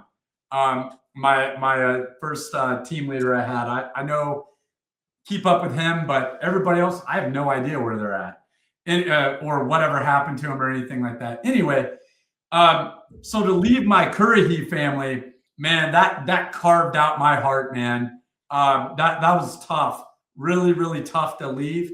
And so I show up and I did a little homework. I'm like, oh, Fort Lewis strikers. So you had 3rd Brigade striker team. You had 4th Brigade that had just hit train ready status and was about to deploy to Bakuba in northern Baghdad area. And I thought I hit the minimum amount of dwell time, and I was a seasoned team leader, E5 at the time. So I'm like, I'm going to 4th Brigade and I'm going to end up right back in Iraq. That did not happen. I showed up and they're like, "You're going to 5th Brigade." And I'm like, "What? What is 5th Brigade?" And I literally went back to back, stood up a brand new unit. Hey, what's up? This is Doc hopping on here. Please go ahead and comment and subscribe. This episode is sponsored by Craig Fleming at Fleming's Cleaning. If you're in the San Antonio area, please hit him up for your commercial residential cleaning. Use code word GWOT13. And please check out our socials, TikTok, Instagram, and Facebook. If you have anybody that you'd like to get on the show, please let me know. And with that, let's continue the episode. Again, there. Yeah. So now here's the real cool thing. When I was in Currahee, we did. There are guys that'll remember this. There's a striker brigade from Fort Wainwright that literally got extended in Iraq, got pulled from Mosul and pushed down to Baghdad as part of the surge. They were starting to redeploy, and they literally turned planes around and landed their asses back in Iraq. Charlie Company 117, I did a major raid with, and like this quarter part of Baghdad, there's about 250,000 people. We cordoned it all off and raided the fuck out of everything there. And those guys were phenomenal. I ended up going to that company and serving with some of the guys that I did raids with in Baghdad, completely unknowing. Yeah. So they moved that unit down from Fort Wainwright to Fort Lewis, now JBLM. Mm-hmm. And so really, really cool, man, how it all kind of came together. Yeah. I ended up going to Fort Lewis, man, and standing up a new striker brigade. Yeah. Are you itching to go back to I mean, like, your friend died, so do you like, hey, I want to go back to Iraq? Or Yeah. Dude, I wanted to go back and I think other guys can relate to this. Like, I didn't like watching it on the news because I felt like I was on the bench. And I felt like I had gotten enough at home and I needed to go back. I felt like I was wasting time, that the war was going to be over and that I wanted to go back so bad. But I was also engaged to be married, and my fiance at the time, moved up there, and we all of that kind of stuff. So, I had that part of me, and I had mentally committed to, hey, I'm going back to Iraq. Yeah. And that didn't end up happening right then. So it seems like I'm looking at your little paperwork that you sent me, but it seems like you spent some time, like about 2 years maybe, before you go back overseas. Yeah. So Stryker Brigade, standing up a new Stryker unit was a massive endeavor. You've got all the regular light infantry company equipment. Right. Then you've got to get the Strykers and all the maintenance, and then you have to train on the Stryker itself, which is a 120-hour course that everybody has to go through. Then you've got all the digital new equipment training you have to go through, and for radios, for different things like that. And then you've got to go through your regular train up of qualify with an M4, and then your crew serves, and then your build up to team, squad, platoon, company, all of that. And we trained up to go to Iraq again. But now this is the crazy thing. We get a change of mission while we're in the National Training Center at Fort Irwin. You're not going to Iraq. You're going to Afghanistan. Macaulay Culkin, that shit. Yeah. Did you have any leadership that went to Afghanistan? There were 5 guys in my company that were OEF veterans. One of my best friends, we had, I think, 2 guys in my platoon. And that was the thing. I think all the Iraq guys, me being one of them, an OIF veteran, we had no idea how bad Afghanistan was getting and how different the fight was over there. And that while the principles are the same, the details are very, very different from Iraq and Afghanistan. Yeah. So when you get built up to, when you finally go over there, what would you say? Because you're probably a staff sergeant maybe at this time, or no? Yeah, I had a hell of a year in 2007, man. I go to Warrior, it was called Warrior Leader Course back then, in between PLDC and Basic Leader Course, BLC, or whatever the hell they call it now. Right. I graduate that. The 2 days before I graduate, I get told by my platoon sergeant, he calls me up on the phone and says, hey, you're going to the board. And I had already been a E5 squad leader for about 7 months at that point.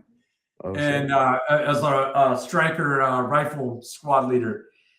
And so 2 days after I get out of a Warrior Leader course to graduate that, I go to the staff sergeant board. That was a little bit harder than my sergeant board. Actually, I do more than show up with 2 legs in the butthole and CIB. But then after that, I went through EIB. I got my EIB. It's freaking awesome, dude. Great training. And man, it was a big year. I got promoted to a staff sergeant. Man, I was having a great time, really great time, really embraced the Stryker unit and what it did well and everything, and tried to learn the most I could on how to employ the vehicle and use it for what it's meant to be used for. And I bring the light mentality to the fight. It's a lot of fun. Yeah. So when you get to, I guess maybe, I don't know, you said your best friend went to Afghanistan. Did he previously go to Iraq? Do you remember? He split time between the 82nd and the 173rd. So he had a shorter deployment to Iraq, and he had, as I recall, 2 Afghanistan deployments, and he was the only one in our company that had been to Kandahar. Yeah. And one of the few in the battalion that knew from direct experience what we were going through. Yeah.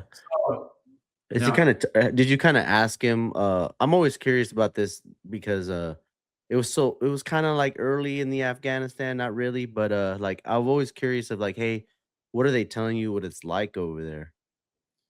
So I remember him pulling up a map. We got maps of our AO and where we were going to go, and we were not getting much from battalion and brigade. I can't speak to whether what the intel dump they had or what they had at the top secret and secret levels. I just don't know. Right. But we were requesting intel and not really getting much. And so my buddy and I got on the internet, literally looking on YouTube, literally looking on open source internet, trying to find whatever we could. We started reading, Achilles in Vietnam was a great book. That's more about the psychology of combat. The Bear Went Over the Mountain, The Other Side of the Mountain, which covers the Taliban or the Mujahideen perspective in the Afghan-Russian conflict, and then the Russian perspective of the same conflict. Yeah. And I'll never forget on page 17 or 18, it talked about the Arghandab River Valley being impassable by vehicles. Well, very little has changed from the 80s to the early 2000s in Afghanistan. You know, that is Groundhog Day with, Fred Flintstone at the helm there. And so I remember reading impassable by vehicles. I'm thinking, we're in a fucking striker brigade, dude. How the fuck are we the unit for this? And then there's 1,200 miles of paved road in the entire country, and you look at the terrain, and it's like, how are we really going to employ this vehicle? And that's where the real power from a striker brigade comes from, is that vehicle and your ability to move troops, men, weapons, and equipment quickly to a fight, pick up and go and sustain that fight. It's phenomenal. Yeah. But we were really looking at that, and there wasn't really much information. I don't really remember a comprehensive intelligence brief. I think that was a huge learning point for our unit and the Army as a whole. Yeah, it sounds like when you go over there, it's kind of like, hey, we're kind of figuring this shit out as we go. Yeah, it was definitely a FITFO drill, FITFO, figure it the fuck out. Oh shit. Yeah, but like you said, the principles stayed the same though. Take it to the fucking enemy and. Right? Yeah, and we weren't gonna be denied. I remember that the Canadians, phenomenal soldiers, by the way. Love those boys, even though we kicked Canada's ass today in USA Hockey. Great day for USA Hockey anyway. Love them. Phenomenal people and phenomenal warriors.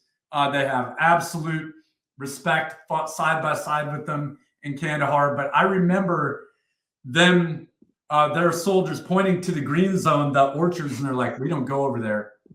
And they had basically this de facto line in the sand. We're like, we're the United States of America.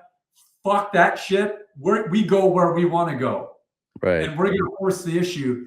And the first patrol we went on, we get into contact. Yeah. And it was like, I went, I want to say like 45 days without anything happening in Iraq other than indirect fire and, some IEDs and things like that, but no gunfights like right off the hop. Dude, it was raw, no lube, in your face, like freaking get down with the get down.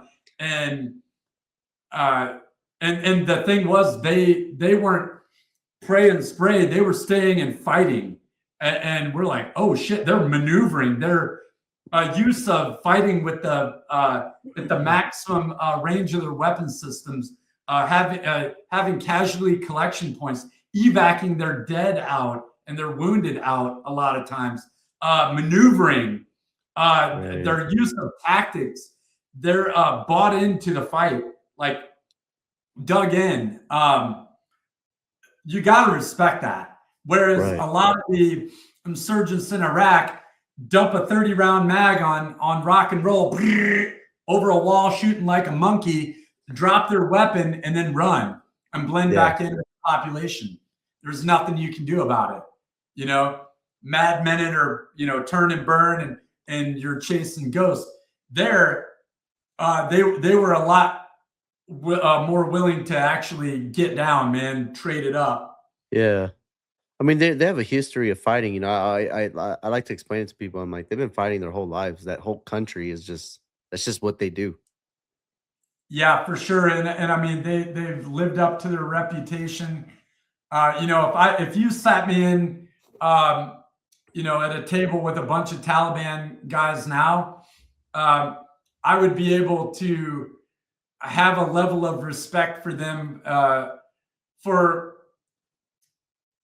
as warriors, besides the dressing up like women to get through TCPs, besides the you know, the pedophilia that's rampant in southern Afghanistan. A lot of people don't like to talk about that, but that's an absolute fact. And besides the you know, hiding behind women and children and shooting, you know, that I can't respect at all. But their use of their weapon systems, terrain, and their you know, maneuvering and actually fighting, I can respect that. I think you got to, or you're putting yourself at a disadvantage. Right. So you said like your first patrol out there, you got into a gunfight, and is that like the immediate thing? Like, holy shit, this is not like Iraq. Yeah, and also the lack of infrastructure, the terrain, and it was very much like there was nothing on our fob. It was like a gravel pit when we showed up with like a bunch of GP medium tents. And then we went out and took over different calots or mud huts or whatever and built vehicle patrol bases out of there, and started projecting patrols out into the AO. And then we started really coming together as a company, battalion, higher on these large clearing operations, and really pushing the enemy out and trying to get them to fight and kill them. And we got to reduce the shithead ratio real quick and take over some shit and let them know we're here. And we paid for that. We lost a lot of guys, man. My company, we lost 12 guys, 12 KIA, 11 out of one platoon. Oh, so, wow. And that's not including wounded, man. We lost a lot of guys, man. Was it mainly due to the firefighting, or was it the IED? It was for my company. We didn't lose anyone in the battalion from small arms fire. We lost them all to IEDs, and we had one killed in a rollover. Okay. Were they kind of like I know they did this to us, and that's how we lost a few. At one point, we were the hardest hit battalion in Afghanistan, and that stood for years. Yeah, that's a fact. It was a lot to take. I mean, every time we went back to the FOB to refit, that flag was at half staff, dude. And just every time that radio would kick on, you know, and there'd be another set of casualties, you're just thinking, oh my God, who? Oh my God, who now? And you'd hear battle roster numbers. And as a leader, you know, you pull up your battle roster card and you can tell who by name is it, but you don't know who's WIA and who's KIA. And then you see it come over the Blue Force tracker, and you start thinking about all the times you've had with them. You start thinking about their family, and then it becomes personal. And I think in that deployment, so much happened so quick that a lot of guys began to lose themselves, and me included. Yeah. I knew that I was going to die. I knew it, and I became at peace with it. And I Mhm. think a lot of our soldiers from that deployment can relate to that, and it's a very freeing thing. Uh, but it can also be very reckless too, where you don't give a fuck anymore. Yeah. You know, and, but you have to. There's a good version of not giving a fuck anymore, Yeah. and there's a bad one, a reckless one, and one that takes all the pressure off yourself. You're like, you know what? Fucking get down, dog. Like, you want to trade it up, dude? Hit you with so many rights, you're gonna be begging for a fucking left. You know? Yeah. I actually have a question. So you're a squad leader, right? And Yeah, I was the weapons squad leader at that time. so you talked about like you lose yourself and stuff like that. How did you, as a leader, and I bring this question up, and I know we kind of I bring this up for the future generation, right? For the next war, when they had to deal with something like this. That's some heavy shit, man. How Yeah. did you like maintain your squad, right? You're the leader. How did you, because you also said, hey, I was losing myself too. How did you keep them grounded, I guess you could say? Yeah. Great, really, really great question. I wish I could go back in time, and I think every leader and every person has things that they regret. Uh, I was not perfect, but hopefully, if any of my guys watch this, man, I loved you guys like my own kids, and I wanted to win, and I wanted to bring every one of you home. Mhm. And thank you for bringing me home. And leaders need to thank their soldiers too. Someone fucking pulls security for your while you're talking to Haji Namas over here, you know. So Haji. fucking remember that shit and thank your Yeah. boys too, because it is like that, you know. Anyway, Uh-huh. I tried to be very engaged. I checked on my guys. I wanted to eat chow with my guys. You've got to communicate. You have to check on them when they know you're not going to check on them to make sure that they're doing the right things and not doing the wrong things. Drinking, and different things like that. It happens. And there's a lot of combat stress, and people unfortunately make choices, and when you're away from the flagpole, but you've got to check on your guys. You have to humanize yourself. You have to do your best to humanize uh, the differentiate between the Afghan or the local populace and the enemy. And then it's very difficult when you're internally struggling with.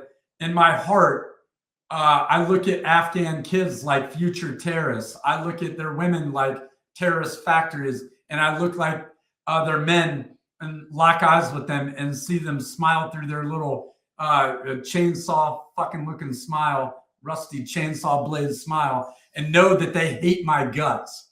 Right. And I'm like, just pick one up, dog, and let's do it. You don't bring the IEDs, I'll call off the aircraft, and we can just see what's up right now and see who walks away from here. You Yeah. have to take all of that and be a good leader. What Yeah. do I need to do? Because the last thing you want, and unfortunately, my brigade had, if you go back in time, we had a rogue platoon. If you Google that, it will bring up the unfortunate story that of a squad in a different battalion within my brigade that these guys are in prison now, but they were sport killing Afghans and making up firefights and troops in contact, things that never happened, and Shit. just killing random people. Yeah. And here's the thing, that could have happened with our guys. Yeah. But I would say, one, we were very engaged. Two, we talked about things a lot. Three, I don't know, man. It just is. You can't feel like you're the only one going through the war. You can't let yourself become isolated as a unit. You've got to talk. You've got to know that, hey, it's not worth it to do awful shit. And you have to think that one day you're going to have to answer for what you do or don't do. Mm-hmm. And I think those conversations were, and there's one particular thing that really opened my eyes, and I won't say who it was, but we were on patrol one day, and there was a member of my platoon that had the wrist breaker shotgun, the breaching shotgun, right? Yeah. And this is some, man, rough stuff, but it happened. It's true. It was loaded, had the plug pulled out of it so you could put five rounds. You got double out buckshot breaching rounds in it. And we had lost a bunch of guys a few days before. We're out on patrol. He pointed the shotgun at this kid's head and hit the ejector knob. It was a Mossberg 500, so you got it kind of on the back left side of the receiver. And he's like, "Yeah, motherfucker!" And the empty shell, the loaded shell, started ejecting from the shotgun. And I remember grabbing it. I'm like, "What the fuck are you doing? That's a fucking kid, dude. Like, wake the fuck up. What are you doing?" And that was when I really knew that we needed to have a chat. Me and the boys needed to have a chat. And I need to kind of dip down a little bit further and, hey, who needs to talk to combat stress? I went and talked to the chaplain during that time. We were the 117 Buffaloes, right? 1st Battalion, 17th Infantry Buffaloes. And we had a teepee on the fob. I don't know where they got the teepee from, but we had candlelight vigil for all the guys that had been killed. And I remember just breaking down in that teepee, man. Yeah. And just absolutely falling apart. And I really hadn't done that because you can't do that in front of the guys. You cannot do that as a leader. But you have to do that. But you can't do it in front of the boys. Because if you're freaking out, you can't lead. You got to go find a dark fucking corner and rub, get that shit off your face. Cry, do what you need to do, wipe the toddler snot from your nose, clean yourself up, and then go back and get in front of the boys. But the thing is, that came up later in my career, not dealing with all of that stuff. And at the same time, I think you have to, it's hard to deal with that when you're trying to maintain a deployment ready mentality. Yeah. I don't know how to explain that, but I hope that did its service, man. No, absolutely. I appreciate you sharing that the vulnerability you went through when all this was happening, right? Because it's so easy to just act tough, right? And but also it shows, I mean, the humanization thing is something very important too, because we're in war and everything like that, but at the same time, you need to check on your people, and it's tough, man. You guys went through a lot of loss, and it's not easy. It never gets easy. Like every loss it's still hard. I think, and another thing too, I watched a leader one time at a memorial service look like a fucking idiot on that podium. He didn't know that soldier that he was memorializing from Dick and Harry, and everyone in that unit hated him, hated his guts for that.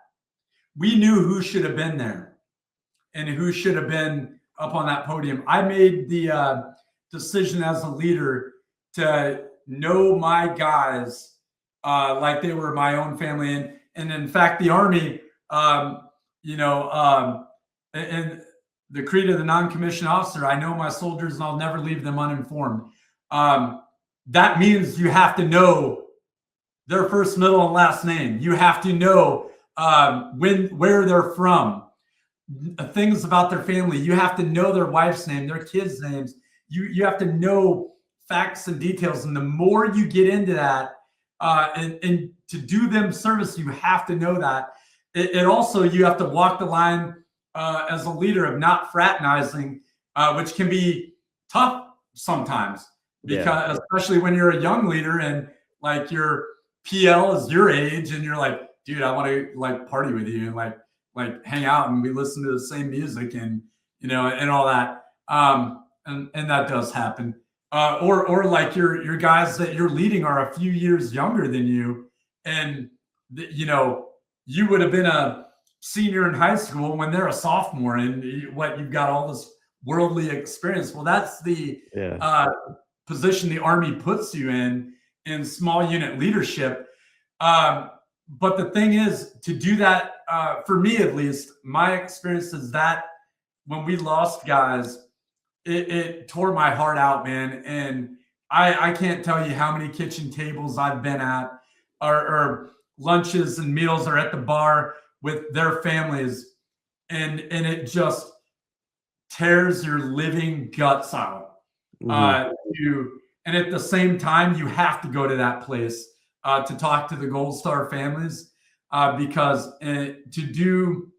you're giving them something more valuable than gold.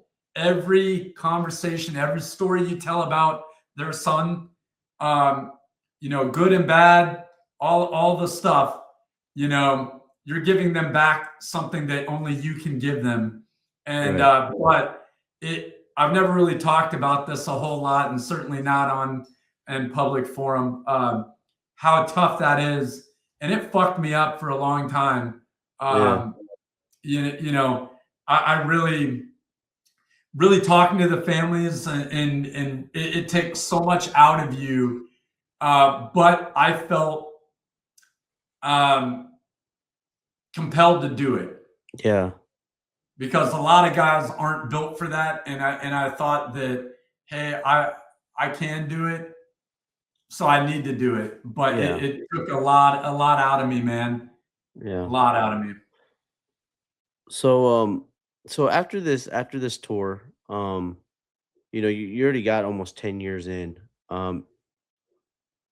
Was it still your thing? Like, hey, I still like, I mean, that's a rough deployment, man. Like, do you still enjoy it? I guess you could say.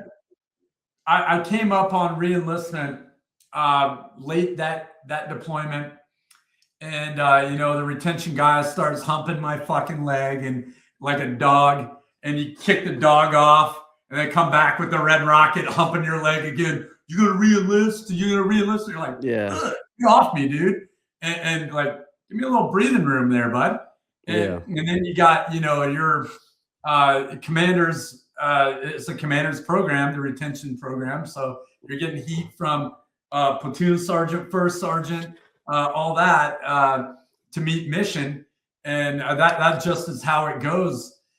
And I was going through a lot, and my former PL, he had finished his time in our battalion's reconnaissance platoon as a platoon leader, and he had I think he was up in the battalion 3 shop at the time. He and I had lunch, and he was like, hey, heard you're up for re-enlistment, man. And I'm like, yeah, I think I'm gonna get out. And he's like, dude, you can't get out. And I go, why, man? And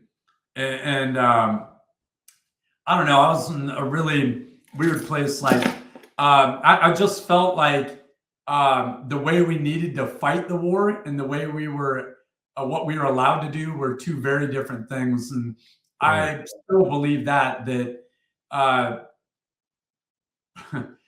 when you go to war, you need to be all in, and you need to do what's required. And we need to quit putting so many goddamn restrictions on ourselves.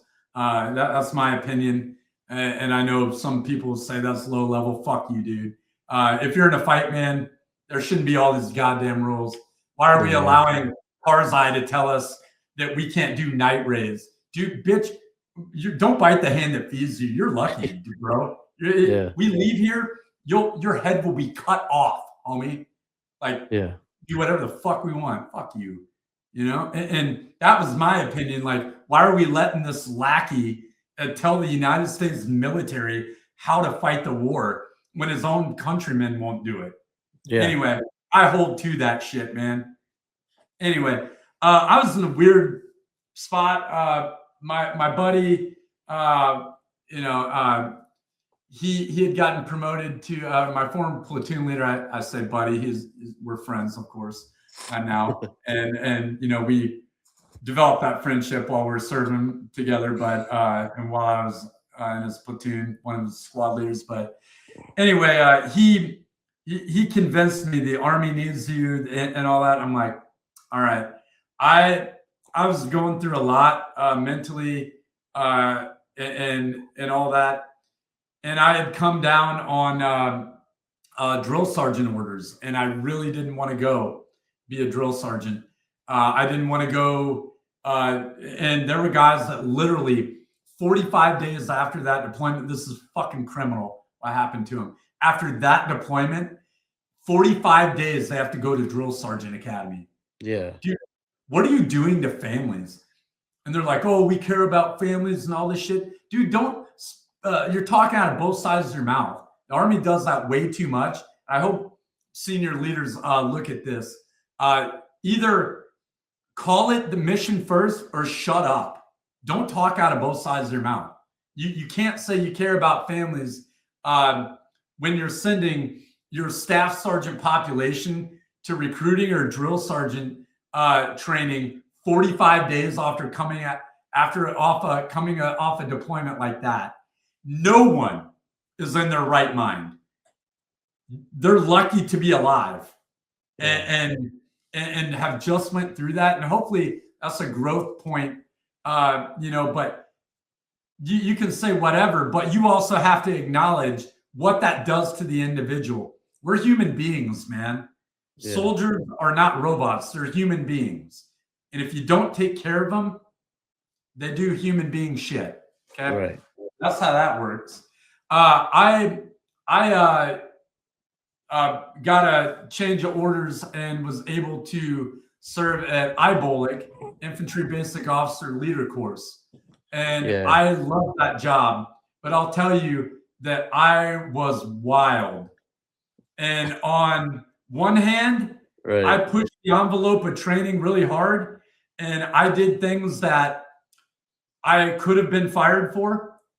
Full acknowledge, but those officers still tell me and thank me all the time for the level of training they got. And I took that job to heart, and I wanted to make great infantry platoon leaders. And I love that job, but man, I was not in a good place mentally. I was drinking a fifth of wild turkey a night a lot of times. I had a really bad drinking problem. That I handled later on in my career, and I'm really proud of that too. Yeah, I've got something to tell the boys about that shit too. So how long did you do that IBOLIC thing?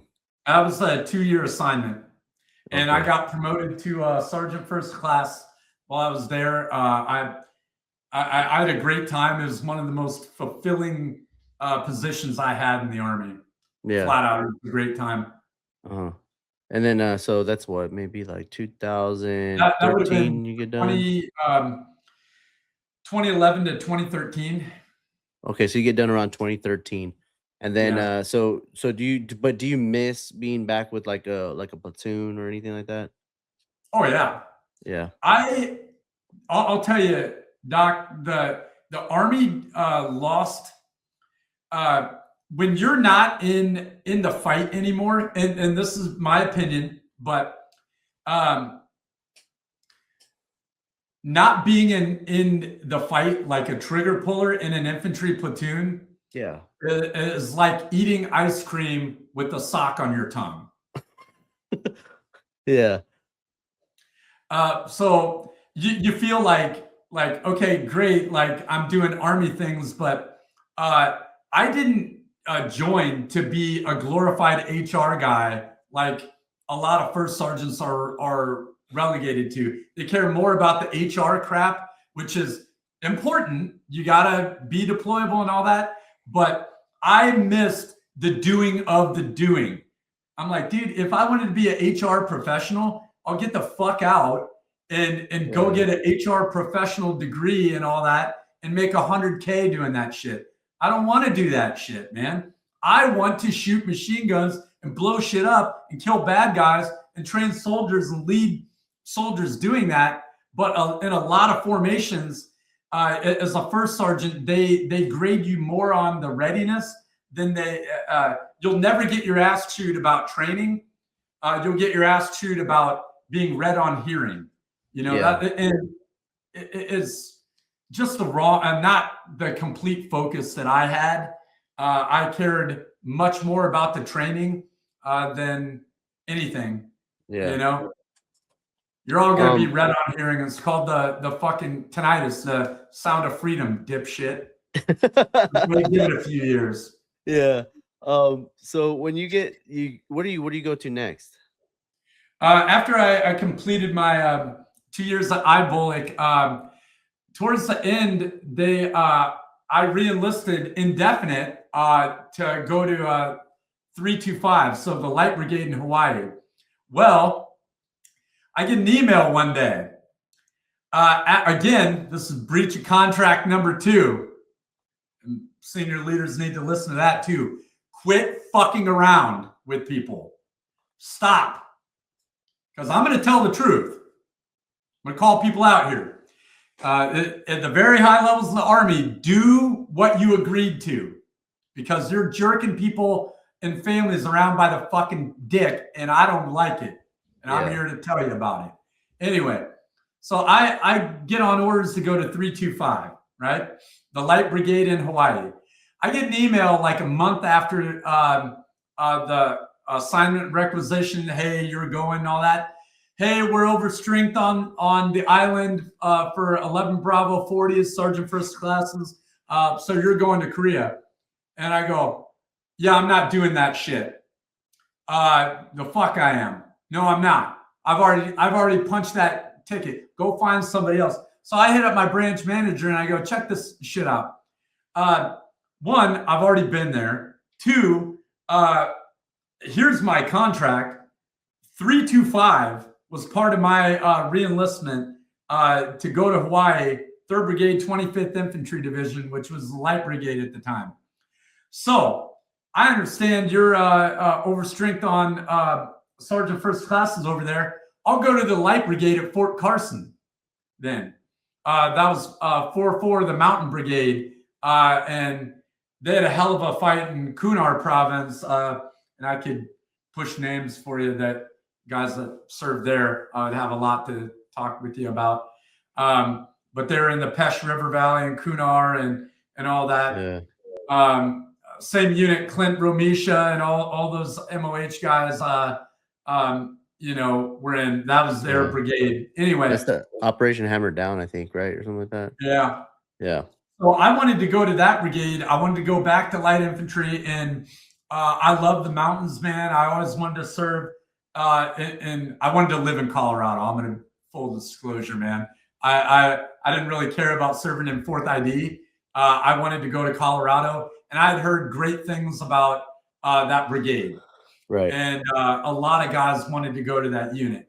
So I knew that their rotation timeline, they were coming back, and there would be ES7s that were leaving to go to drill, to go to recruiting, to go the generating force, all that TRADOC, ROTC to get off out of platoons. I had TRADOC platoon sergeant time. I needed line platoon sergeant time. So I hit my branch manager up, and I won't spill his name. I'm sure he works there still. But anyway, running joke between me and my friends. But I shoot him an email, and then he's like, yep, roger that. And he actually got me where I wanted to go. He did right by me. That's good.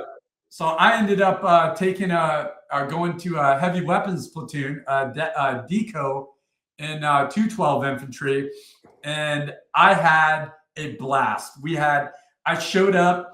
I had one of the best first sergeants. He and I are really good friends. Phenomenal, larger than life guy. If I could get him to come on here, that dude was phenomenal. He built a culture within that company where guys loved to come to work. Loved it. And I did everything I could to replicate that in the future. Man, he did a phenomenal job. And I really put it on him. Yeah. That's hard to do. Yeah, it is. Especially like when the battalion and all that other stuff. That's definitely really, really hard. Because imagine being in a unit where people don't get in trouble. They don't get DUIs. They don't pop hot. They work hard. They're genuinely badasses. They're all fit. Everybody, like, we were on no one's radar. No one fucked with us, man, because we kept our nose clean. We took care of people. We worked hard. We played hard. We got our nose into training and fucking kept it there. And we kept that going. And I'm so proud to have been there. Yeah. So would you get there, what, 2013? And you had to April go, of 2013. Yeah. And I assume you already know that you guys are going to go to Afghanistan again. Yeah. I knew that they were on the patch chart again to go to Afghanistan. Did you really want to go back? I showed up and I went to Sharp school, actually, pretty close. And that's probably, you guys are probably dying laughing like, this motherfucker is the last guy on the earth. I would have never sent you to Sharp school. I actually did really good. And I actually have been, my eyes were really open about how much legitimate stuff. I had the 4th ID Sharp hotline phone. They had an assault pack that they passed with the division Sharp hotline phone and all the SOP and all that. And it goes between all the Sharp people every, and you've got like a week that you get it for, right? One night, I get a phone call on that phone, and it's this female soldier who got brutally raped on the PT track. And she calls me at like 22:30, and I had to go get a van. And dude, that was unbelievable. And coming from you don't have a whole lot of female soldiers in your infantry units at that time. In 2013, 2014, they had just authorized them to serve at the company level. Right. And our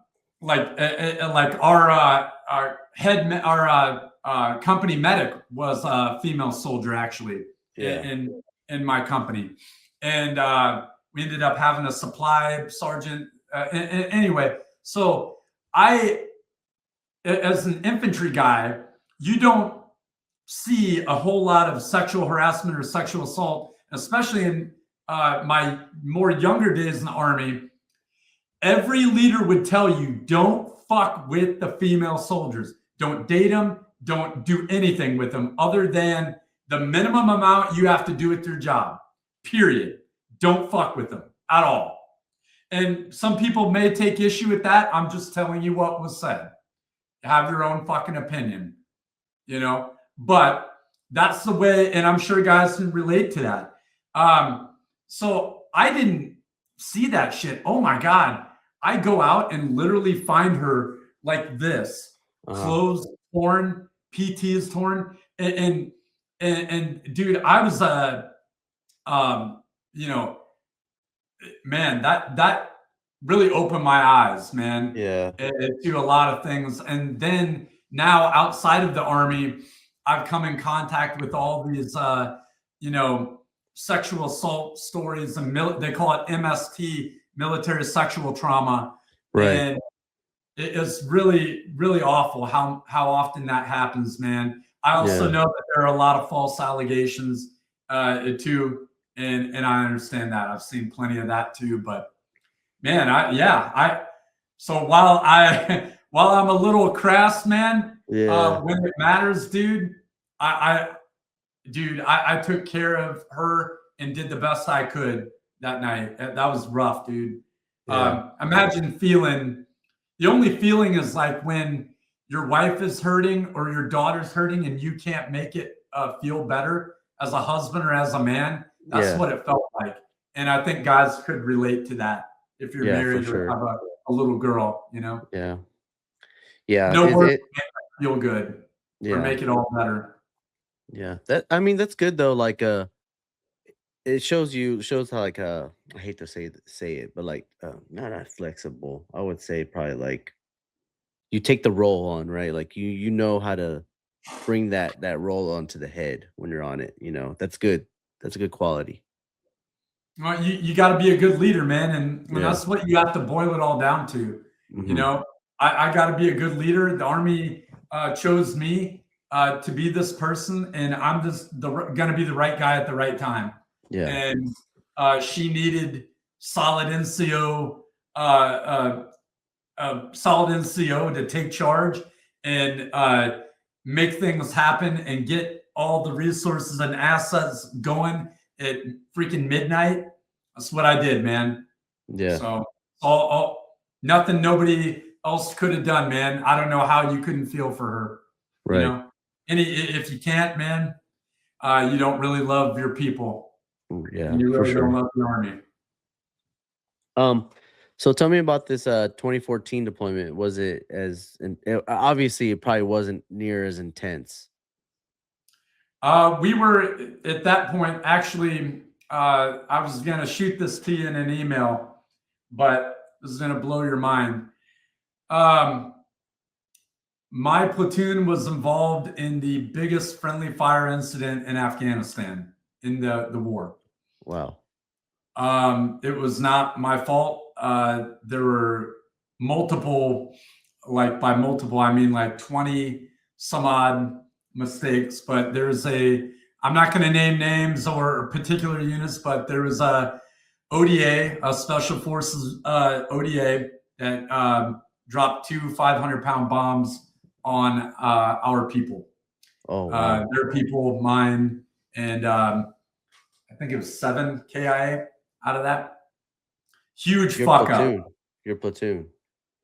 Yeah, part of my platoon, part of their ODA, and then there were some enablers and attachments that were also killed. Damn. But the mission, why we were there, we were in. I was in Dagger Company 212 Infantry and heavy weapons. Our company mission, we had a rotation of guarding the fob security. So the TCP is at the gates. Mm-hmm. And we had local area patrols, which were about 5 or 10 kilometers around the fob, which included VIP escort. We did the best we could with it. And then we had tower guard. Those were our kind of company rotation. We had, let's see, three or I can't even remember now. I think it was 3 platoons is what we ended up going with.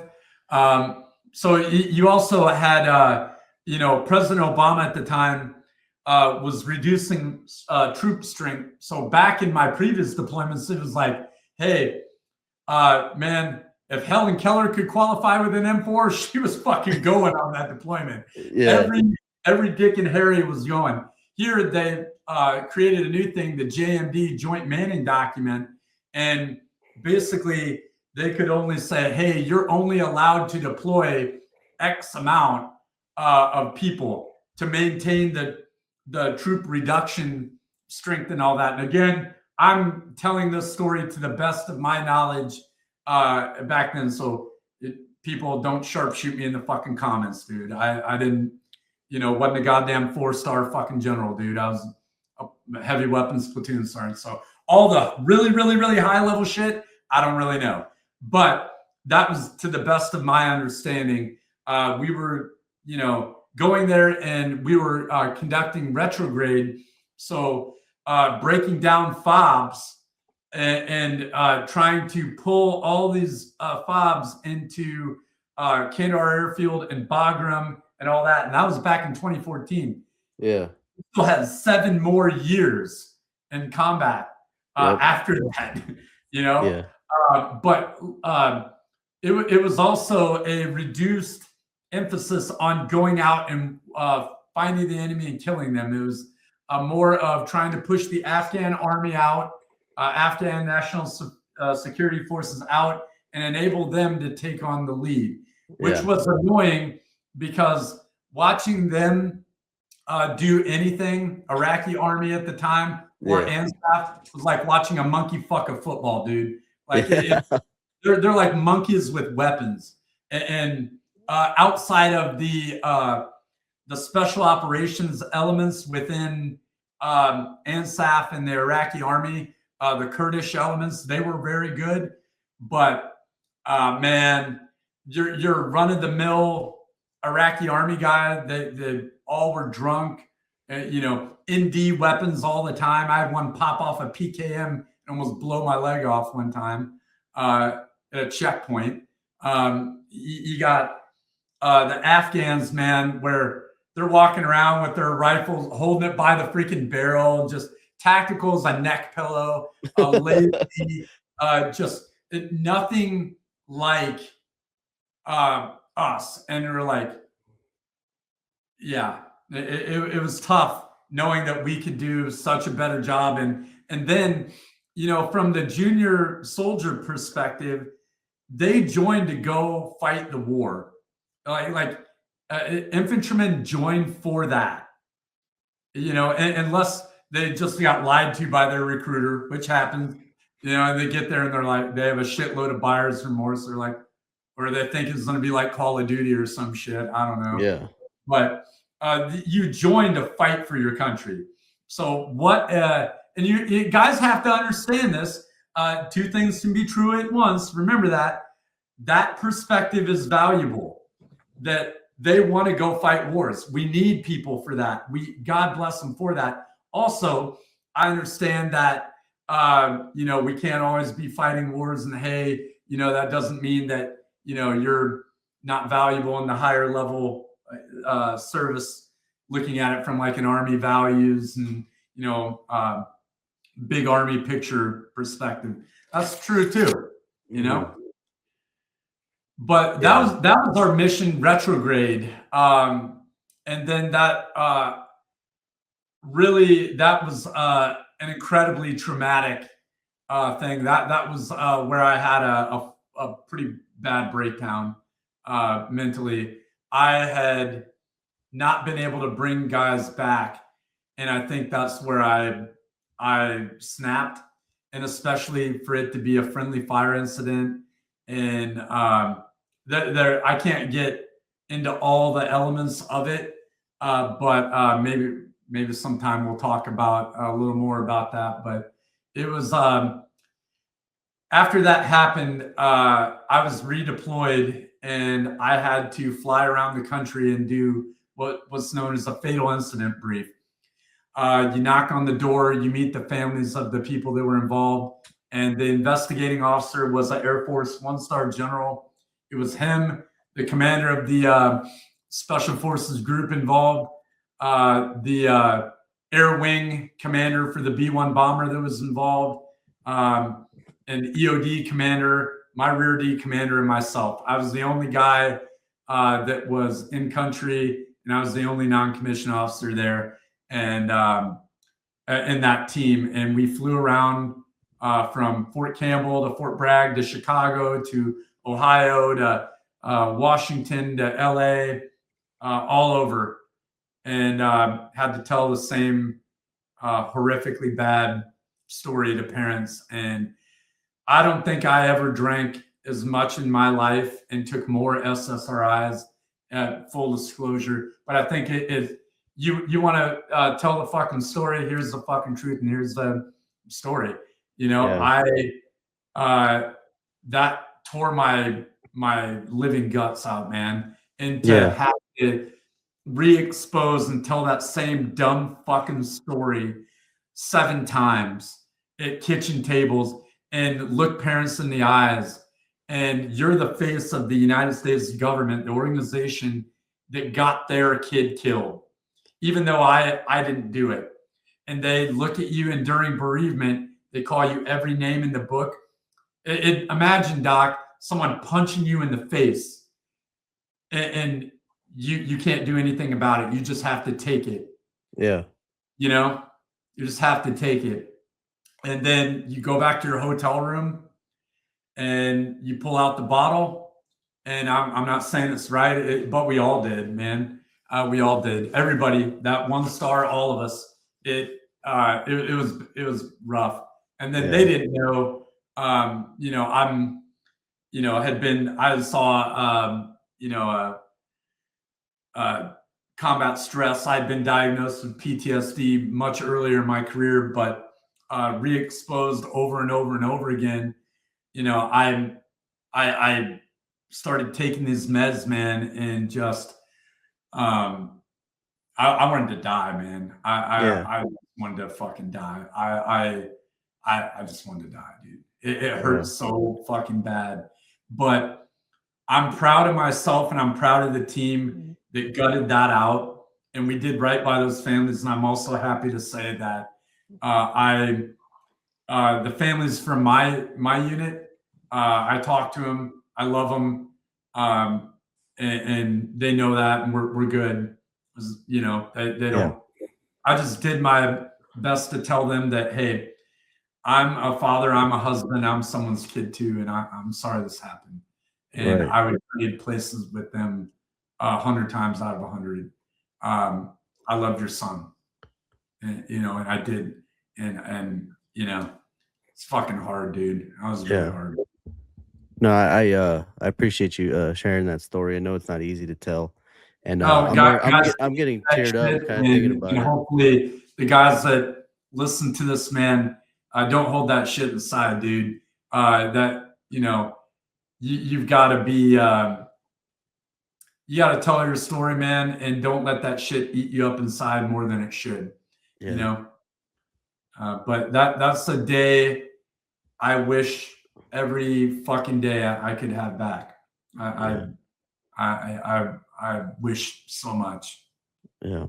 No, it's definitely. I mean, I'm like in my heart right now. I could feel like the pain like you went through during that time, and it's not easy. And it's this is part of the. Imagine like a grieving father looking you in the eyes and saying, "You're a dumb motherfucker, and I hope you die." And how you love their. And you just have to take it, and you're like, Roger that, sir. I am a dumb motherfucker, and I do want to die. I was not in a good place mentally after that, and but I'll tell you, out of the bad comes something really good, and I am gonna name drop this guy. After that, I was pulled out of my platoon, and when they redeployed, and I was sent up to battalion staff in the 3 shop. And, of course, not everybody in your unit knows all the inner workings. So they know who I am, and they're like, oh, that's that guy that I'd hear people talking. And like junior soldiers are like, there's that guy that got his platoon killed. And that didn't happen. That's not the truth. And I just wanted to beat the living fuck out of him. I wanted to fight him, and I'm like just having to shut it out and keep walking down the hallway. And you hear people whispering, and then you end up as a pariah in the 3 shop. And sometimes they're troubled soldiers end up there, and some or leaders. Sometimes it's a dumping ground. So there's a little bit of story behind why people are there. And sometimes it's good, sometimes it's not. Sometimes it's not their fault. I got sent up there not on the best terms, man. And my battalion commander, I don't think really liked me at that time. And I know a lot of people say that, but I'm not this fucking wanker on Army what the fuck moments bitching about the chain of command, dude. I had phenomenal leadership in the Army. But I'll tell you that I went up there, and my battalion operations sergeant major wrapped his arm around me. Well, I'll back up. My operations officer pulls me into the office. I'm at the time, the current operations NCO. So I dealt with like daily tasking orders and what the unit is being asked to do externally and internally day to day. I had to manage this document and work with the first sergeants and all the elements in battalion to turn red things into green things and get soldiers out to where they needed to be, whether it's Trash Eagle picking up trash on the side of the road or whatever it was. This isn't a fun job, dude, at all doing that. It's not what I signed up to do, but retired Command Sergeant Major Jerry Dodson, I'm going to tell about how badass that dude is, man. He was a brand new Sergeant Major at the time. He should be a Ranger Hall of Fame guy. He was in on the Jessica Lynch raid back in OIF-1 when she got captured by the Iraqi army. Fucking incredible leader. Awesome guy. He, when everything happened in Afghanistan, he kind of took me under his wing. And then when we redeployed and I went to the 3 shop, our operations officer brought me in one day. And I'm the battalion sharp guy, and I'm the S3 CUOPS guy. And he's like, what do you do around here? And this guy was like a 5'6" Corky Romano looking condescending fuckbag. And I wanted to kick this dude through drywall and Looney Tune that motherfucker. I hated this guy for that comment. And I'm like, well, what do you mean? And he's like, have you updated the SRTC or LRTC? And I go, I don't know what the fuck that is. I've been, dude, I've never been in the 3 shop before. I've served in an infantry platoon and I've been an IBOLIC instructor. What in the actual fuck is that? And I'm getting more and more pissed by his line of questioning because it was very, I gotcha type style. And he goes, short range training calendar, long range training calendar. I go, oh, I'm more about that short range tactical course, long range tactical course. Ever done one of them? And I'm getting, so Jerry, Command Sergeant Major Dawson, or Sergeant Major Dawson comes in and he's like, hey, Jay, come here. And he wraps his arm around me and he pulls me in his office and I'm like shaking. I'm like, I'm going to fucking lay hands on this dude. I'm going to lose my mind on this guy. And he goes, hey, brother. And he'd always preface everything with, hey, brother. Wraps his arm around me and he goes, here's what I need you to do, man. Boom, boom, boom, boom, boom. And I love you, dude. Go make that shit happen. We're good. You work for me. So I remember that. And given I'm a, 2 platoon, I had 2 platoons under my belt by that time. I'm, 13 years in the Army. I'm fairly senior and definitely seasoned guy, but mentally I was not in a good place, man. And I was just not about the dumb shit. So he was the right guy. And he was like, hey man, are you okay? You just went through some horrifically bad shit. And he encouraged me to go out and get help. And he built up my own confidence to lead. And then one day he pulls me in his office and he has a change of rater in COER for me. And he goes, I can submit this right now. Do you want to be a platoon sergeant again? And I go, I will cut off anyone's head right now with a goddamn Taco Bell spork and put it on your fucking desk to get the fuck out of the 3 shop and be in a rifle platoon again. He goes, all right, I got a place for you. And then that's where I build unit number 3 from the ground up. So there's always a catch. But Jerry Dodson, phenomenal leader. I think he's the director of the National Infantryman Museum now at Fort Benning. He's retired. Absolute killer, man, and great dude and great leader. He took care of me, and he is a killer. But the real thing that impressed me was he knew how to handle me and knew where I was at and knew how to make me combat effective again. Yeah, and he did. And he and I had another he gave me the opportunity to say the hardest no I've ever had to say. Well, one of them later on in my career.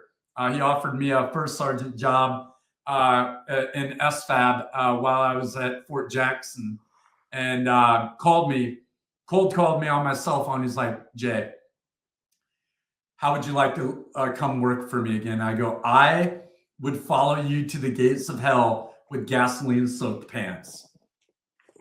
Does that answer your question, Sergeant Major? I would love to come work for you again. I would absolutely love. I hope everybody had a leader like that. And I hope any soldier or any service member that listens to this, I hope you can say that about somebody. And I had a lot of people in my time in the Army that I could, for sure. Yeah. I was very lucky. But yeah, I went to, got another shot to be a platoon sergeant, and then became a first sergeant, rifle company first sergeant right after that. I was just going to ask you, so did you turn it down because like you didn't know, or like it was coming to an end, like you felt that, or no? So timeline didn't match up. I couldn't get out of being a basic training first sergeant. I was only like half. He needed a guy before I could get out of it, and then also there were family things. We had bought a house. It would have caused all kinds of personal chaos for me to move. Like I said, Doc, it was probably the hardest no I ever gave in the Army. I didn't want to give it, but I had to. Yeah. It just didn't line up. But it's a regret I have for sure, but had to look at the bigger picture. If I would have been a single guy and no family and all that, dude, I would have been there. God, I would have been there. I would have went to the worst unit in the Army to do a good job for him because I had loyalty to that guy. Yeah. Still do. Let me ask you this. So, I mean, you had 2 really, really, really rough deployments, right? And yeah, you're a first sergeant. That ending moment for you where you had to retire, were you ready? I think you think you are until it actually hits, man. And anybody in the there's I kind of hit it earlier. There's 2 populations, man. The guys that do their term of enlistment, or for officers do their RFO and their time in, and then they get out, and then there's the retirement crowd. And it's not a value judgment at all. It just there are different challenges that present themselves. Keep in mind, I'm 40 years old at that time. I was going through a horrific divorce, and I won't get too much into the personal stuff, but that was a big element. Single dad with full custody of 3 children, trying to transition out, get work, conduct a move, raise kids, get them into schools. Both my boys are playing travel hockey. My daughter's a gymnast. Dude, I was shoving 10 pounds of shit into a 1-pound bag every day. And then I didn't, what I think a lot of retirees don't, the slow creep that happens is your life, you literally have to retool the factory floor of your life. Everything. Your health insurance. You've probably never done a W-4 before. If you go work, fill out your tax withholding and all that shit. You've never done that before. And so that, all of that stuff, if you move to an area like I did, where there's not a whole lot of retirees like me, it's a very more techie area where I live. And so it became kind of a lonely place, man. And a lot of things slow creep on you. You're trying to figure out all these things, provider things from the male side of it, that you don't look at you. And one day I remember I woke up and I'm like, I almost had a panic attack, dude. And I never knew what that was like. I'm not this highly anxious dude or anything like that in that way. And I'm like, oh my God, dude, what the fuck? I have no family around here. I have no friends around here. I have no one that can relate to me. And then being away from the army for a little bit, you guys have figured out by now. I don't really walk on eggshells around people. I tell it how it is. And if you're a pearl clutcher, I guess clutch them, dude, because I am who I am, and I don't apologize for that. You know, I may not be your cup of tea, but that don't make me not a cup of tea, brother. You know, I don't know. So anyway, I started to realize why people would be like, "Oh my God," when I would say stuff, and then, but they would ask me about combat and the army, and I'd tell them the truth. The unfiltered truth, like I've tried to do my best to do today, you know, and I finally understood why I got those looks, and I realized that how lonely I really was, Right. and how hard it is. And this is one thing that I want people to remember. This is why when you meet other veterans, I know I've talked a lot about being a very prideful grunt and all that. That's all good and great. But we are veterans. We're a very small community. Stop eating each other alive and support each other. And Doc, that's why I'm proud of you for expanding into your new venture too, covering all veterans, not just combat and GWOT guys, which I love this, but I think that is great too. And if there's anything I can do to help support you, I'll put my fucking money where my mouth is on that shit. You just let me know, brother. No, we're definitely gonna get some lives together and do some more stuff. But before we wrap this up, I got 2 last questions that I ask everybody. I need some dad advice.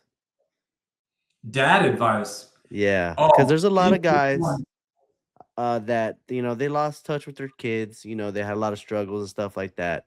And so I always tell people when they talk to me about this, I'm like, you need to fight for your fucking kids. You need to fight like hell for your kids. So give me some dad I've been advice. through a custody battle, man, and I have full custody of my children. They're worth fighting for. Here's my advice. For one, general advice. If you got a son and a daughter, right? Same advice for both of them. What type of man do you want your son to be?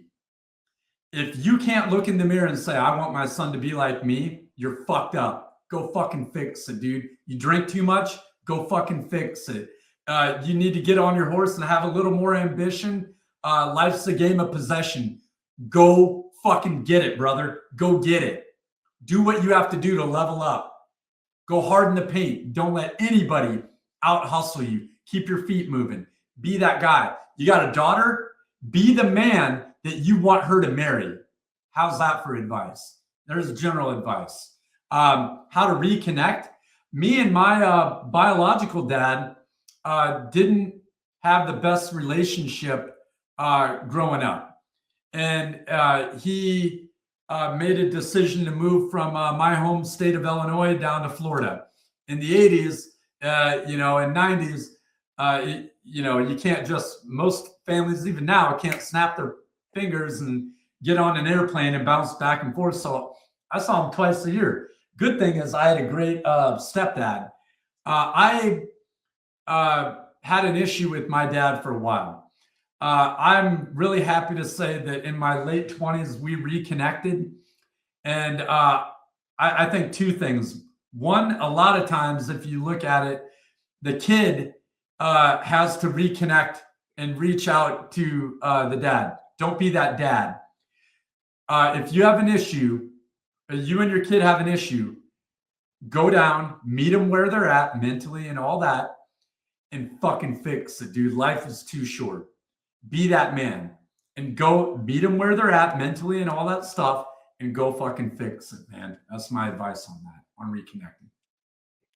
All right. Last question. Yeah, I know man. you said, I know you got, I think you think I know where I'm going with this one. All right. I know you have a fiance, so you're about to get married. Give me some spousal like advice like that. Oh, man. Where do I begin? First thing is know the difference between chemistry and compatibility, right? Chemistry presents itself very quickly in relationships, right? You connect in the bedroom really well. You hit it off in. I'm just picking low hanging fruit here, dude. You have a good time together. You're into the same things. Long-term compatibility. Pump the fucking brakes, man. Quit being in a hurry to get married. And also know if you are wired for marriage.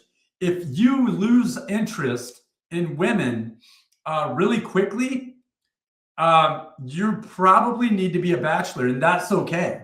That's perfectly fine. Don't let anyone shame you for it, and quit making freaking Nick Cannon chaos in the world, impregnating all these fucking females, and they all got ADD, all different dads, all his kids, stop with the bullshit, dude.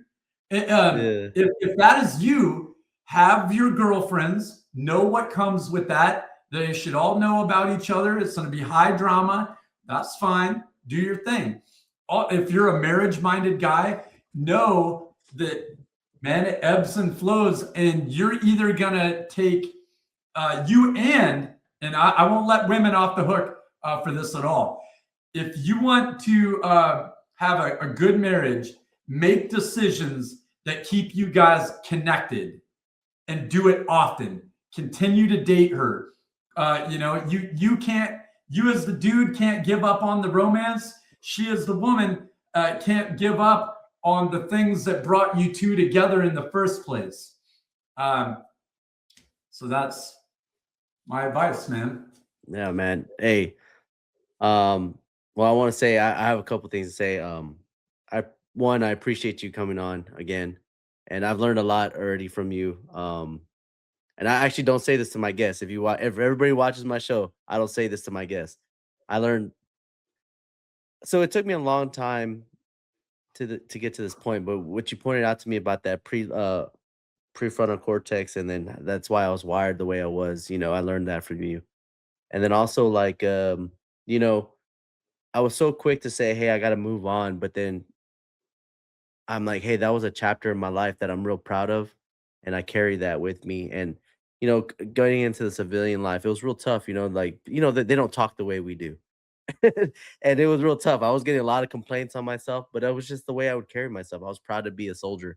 And now that I am here, I felt my transition was easy getting out because I put my purpose, being a staff sergeant, and I moved it to being a better parent, right? I was like, I need to be that. And you talked a lot about purpose and stuff, and I hope you've said a lot, and I hope people really, when they watch this episode, they remember what you said, and then they take it. It's a tool, right? It's a tool that they need. And I appreciate this episode, man, a lot. And I'm glad you did this. You're a good ass dude, man. Hey, thank you. Hey, I want to mention something. You're a combat medic, right? Yeah. Do you have an aid bag in your home? Had a couple. Okay, good. Is it stocked? Yeah. Okay. Do you keep it in your vehicle? I keep a small first aid bag, I guess you could say. It's like a CLS bag type thing. What I wanted, your service is invaluable, right? Your doc. Yeah. Whenever I talk, I'm not going to call you Jeremy. You're not Jeremy. You've earned, and the guys that have been there and done that know what it takes to be a good medic, and that doc doesn't come from anywhere, and that's not thrown around like fucking parade candy. is earned. So I'm glad you have an A bag because you have to remember who the fuck you are, and that's part of it. That was a chapter Yeah. of your life. That wasn't blip in time or something. And you should have that. I've got my body armor right over here, proudly displayed. All my shit. This is my office right now. It's not all completely done yet, but this right here, man, was a large part of my life. I don't even have all my awards and shit up on the wall, yet. But that aid bag, I hope you put it in the background. I hope you do that for yourself, man, because that right there, for the guys like me, thank you for bringing the boys home, man, and thank you for what you're doing on with your platform here. And I'll do whatever I can, and I hope the other guests you have on, blow you up in a good way. Blow the channel out, guys. For sure. And you deserve it, man. You could be doing talking about freaking Fortnite and be one of those fucking dorks, doing that.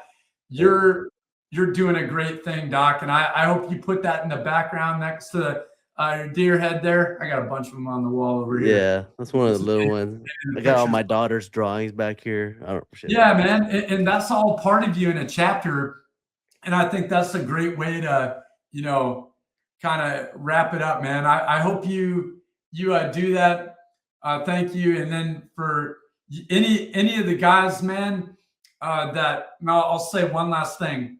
I got really, really deeper than I thought I would.